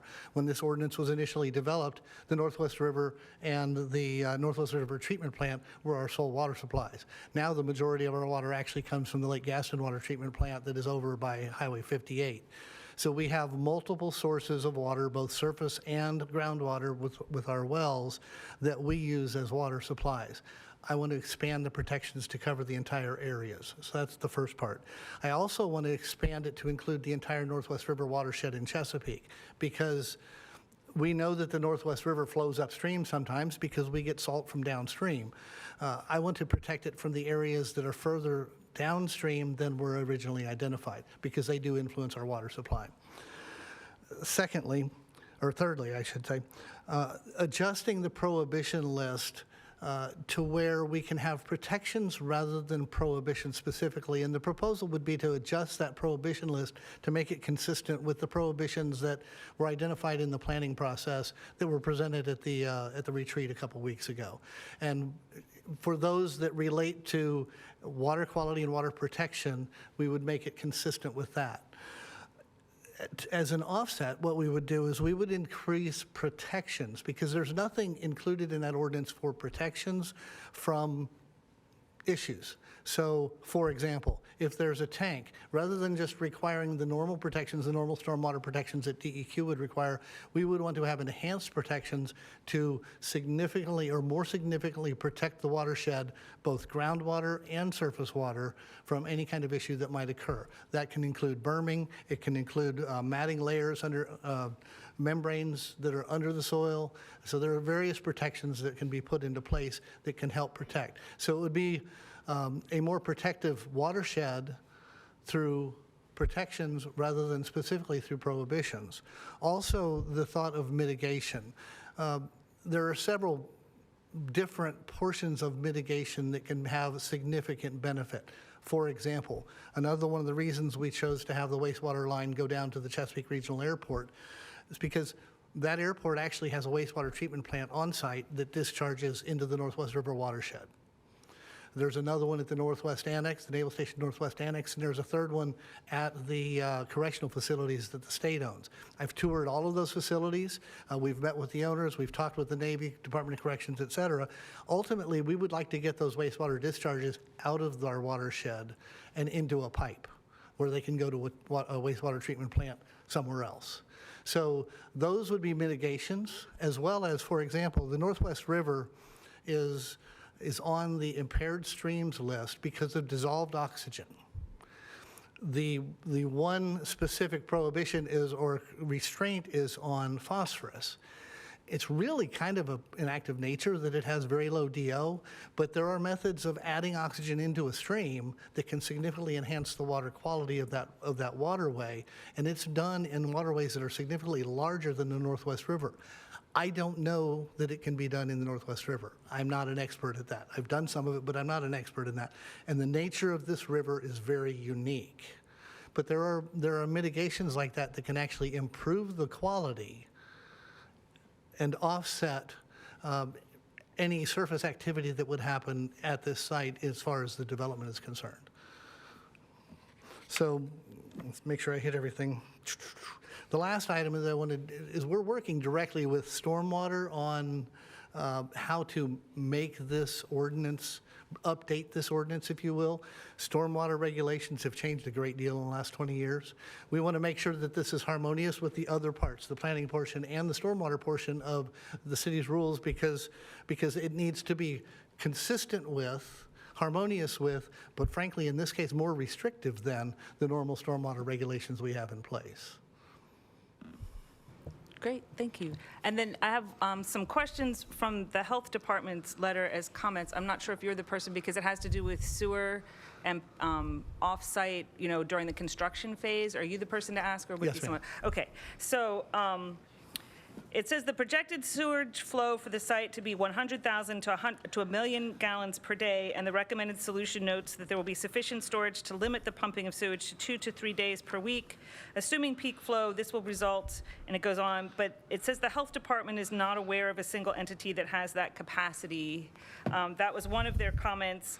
And then it discusses the pumping, the hauling, and it says that the 4 $20,000 storage tanks that are projected are not sufficient. Can you talk a little bit, was there any response to the health? I won't read the whole thing, it's in the report, but is there any response to some of their concerns that were raised? Absolutely. So unfortunately, I didn't get a chance to talk with Adam and CJ when they were writing their response. Their perspective is much more on a normal development, if you will, on a site where you're going to build a building or several buildings and do your normal development thing. In this case, from the water standpoint, we have within our DEQ groundwater withdrawal permit, we have the authority already to withdraw groundwater on this site. So when the PER said that we had authority for groundwater, that's an absolutely accurate statement. The health department, when they read that comment, was thinking about a well permit, that is the permit you get to actually drill this individual well, which is a much faster process than getting a DEQ permit. So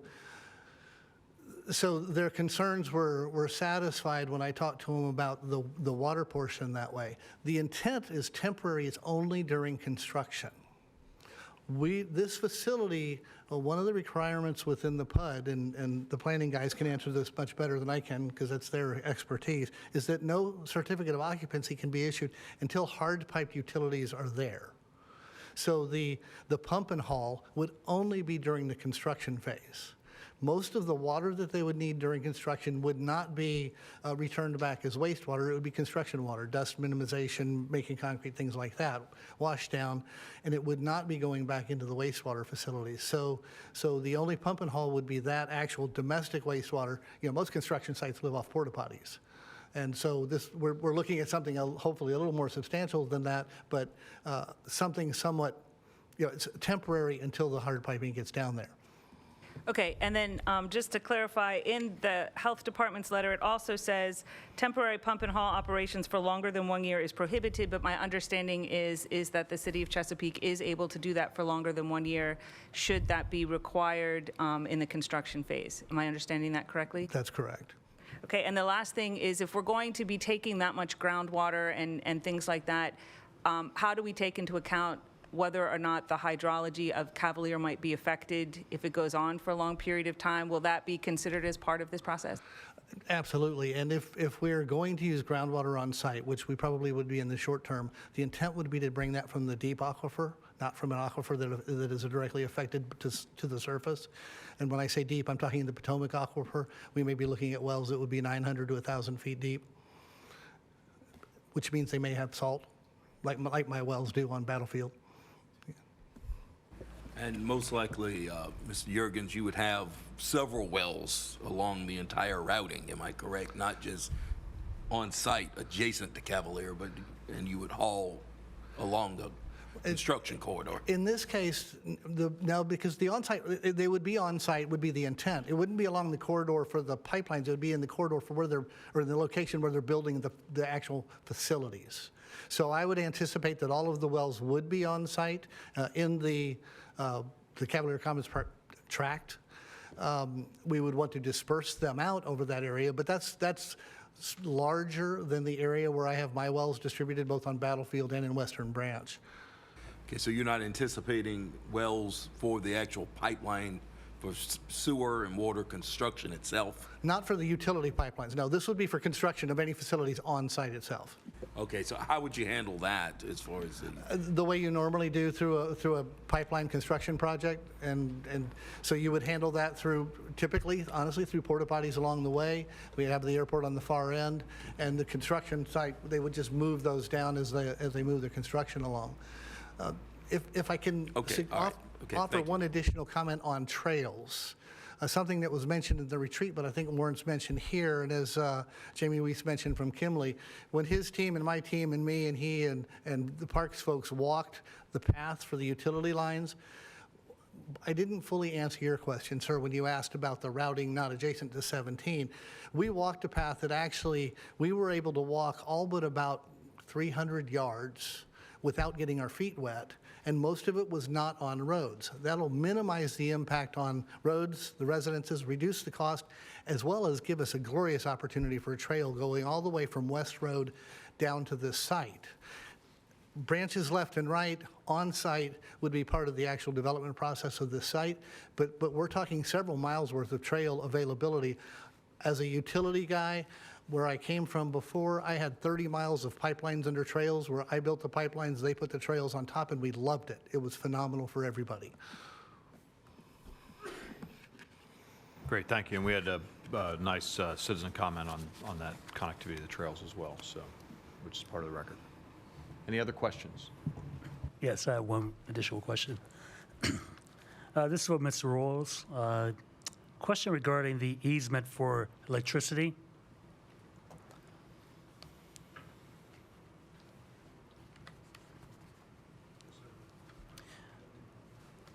Yeah, so we received a letter from Rebecca Gwynn indicating that electricity could not be ran across Cavalier.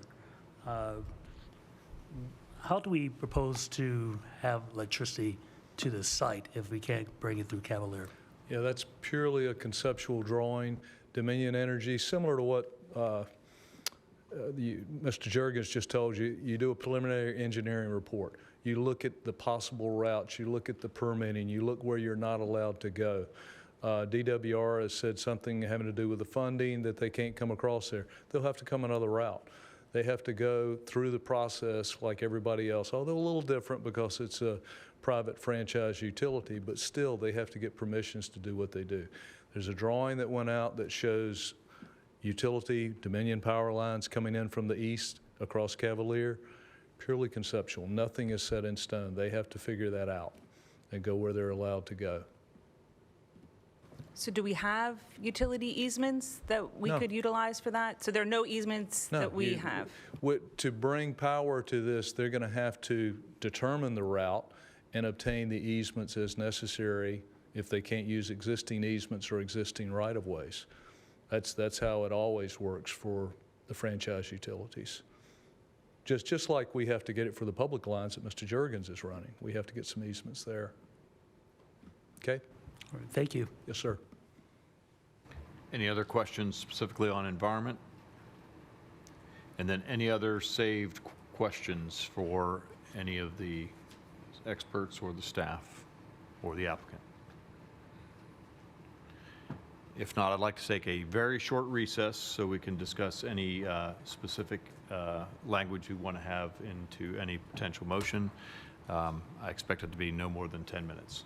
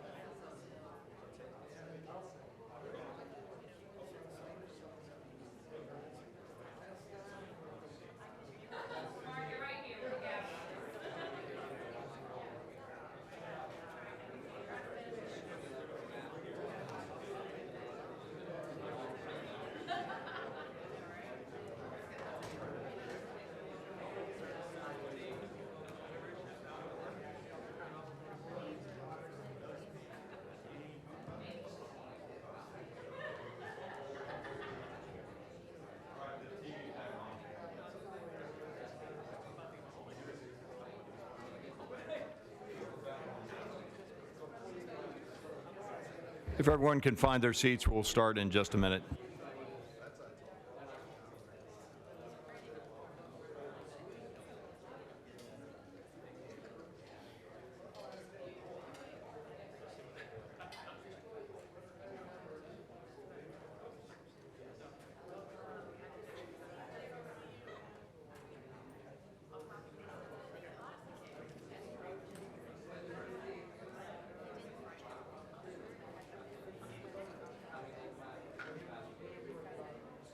If everyone would return to their seats, we're going to reconvene.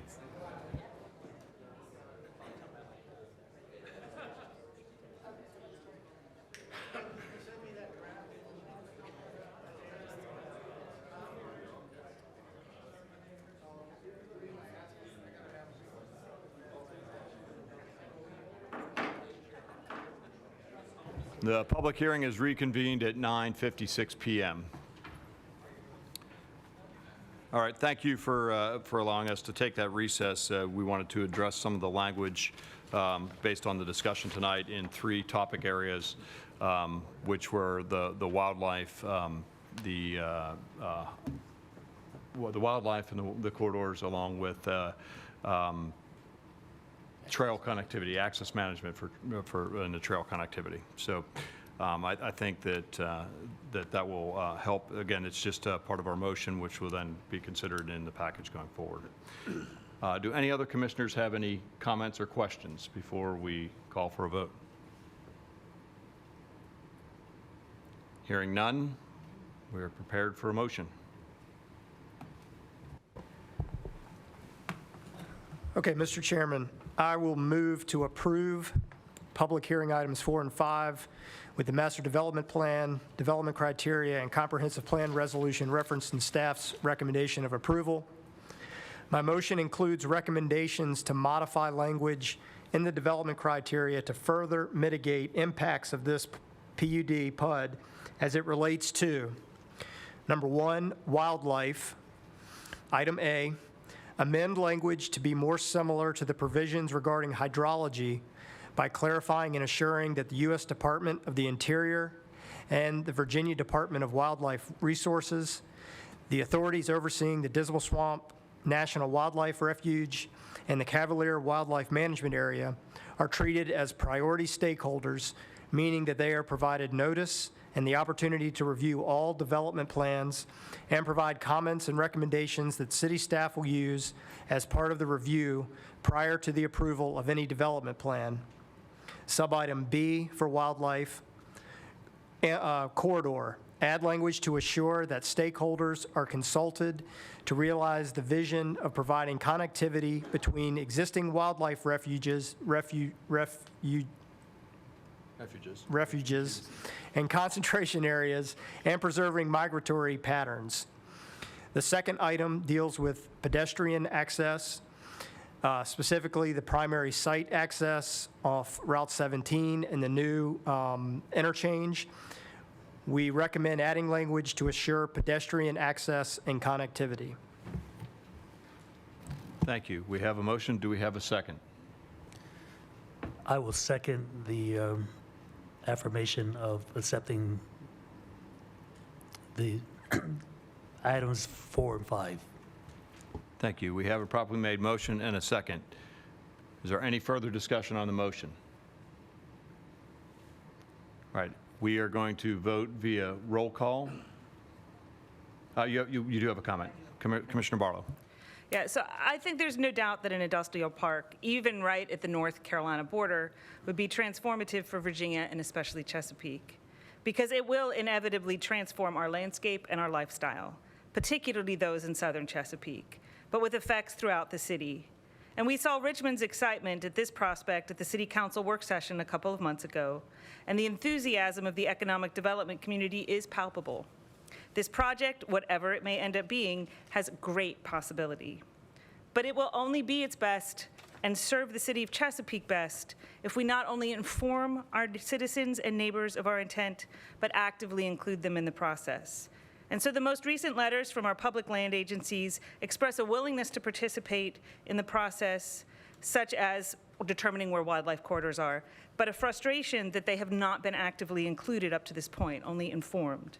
And in the initial public input session in 2016, on creating this unique economic development opportunity, nearly 2/3 of the citizens who responded said they didn't want an industrial park here, as did many of the citizens who spoke this evening.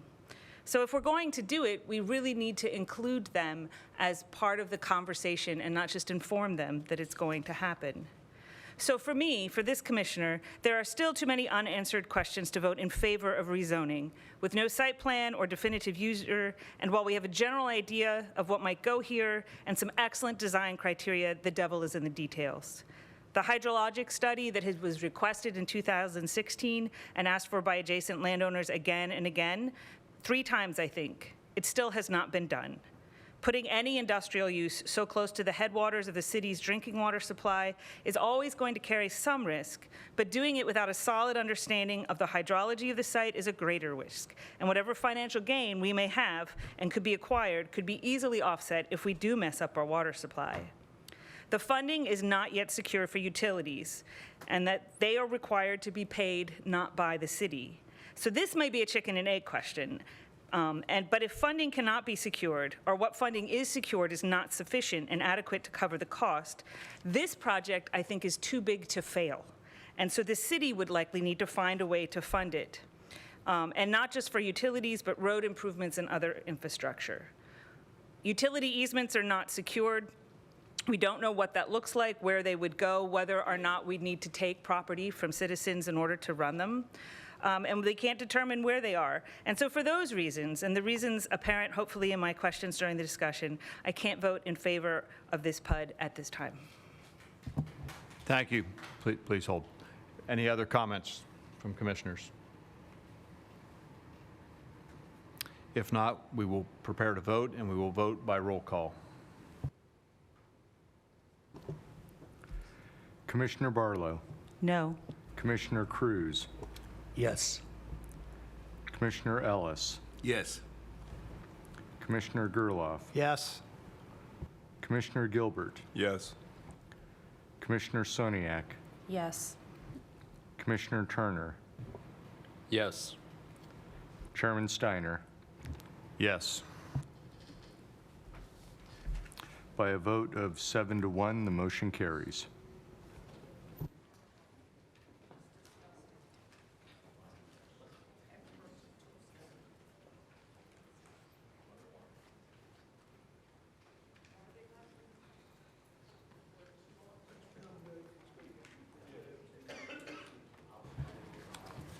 All right, thank you, Mr. Bostwick. That concludes our agenda for the evening. On director's items, Mr. McNamara, do you have any items to bring up at this time? No business, sir. Okay. Then therefore, we will cancel the November 23rd, 2022 meeting. However, there will be a meeting held on November 30th as discussed earlier in this. And the time of that meeting is? To be determined. We will get that out to you as soon as humanly possible. Thank I don't you. recall off the top of my head. So with that, is there any other unfinished or new business to be brought for the good of the commission? Hearing none, this hearing stands adjourned at 10:04 p.m.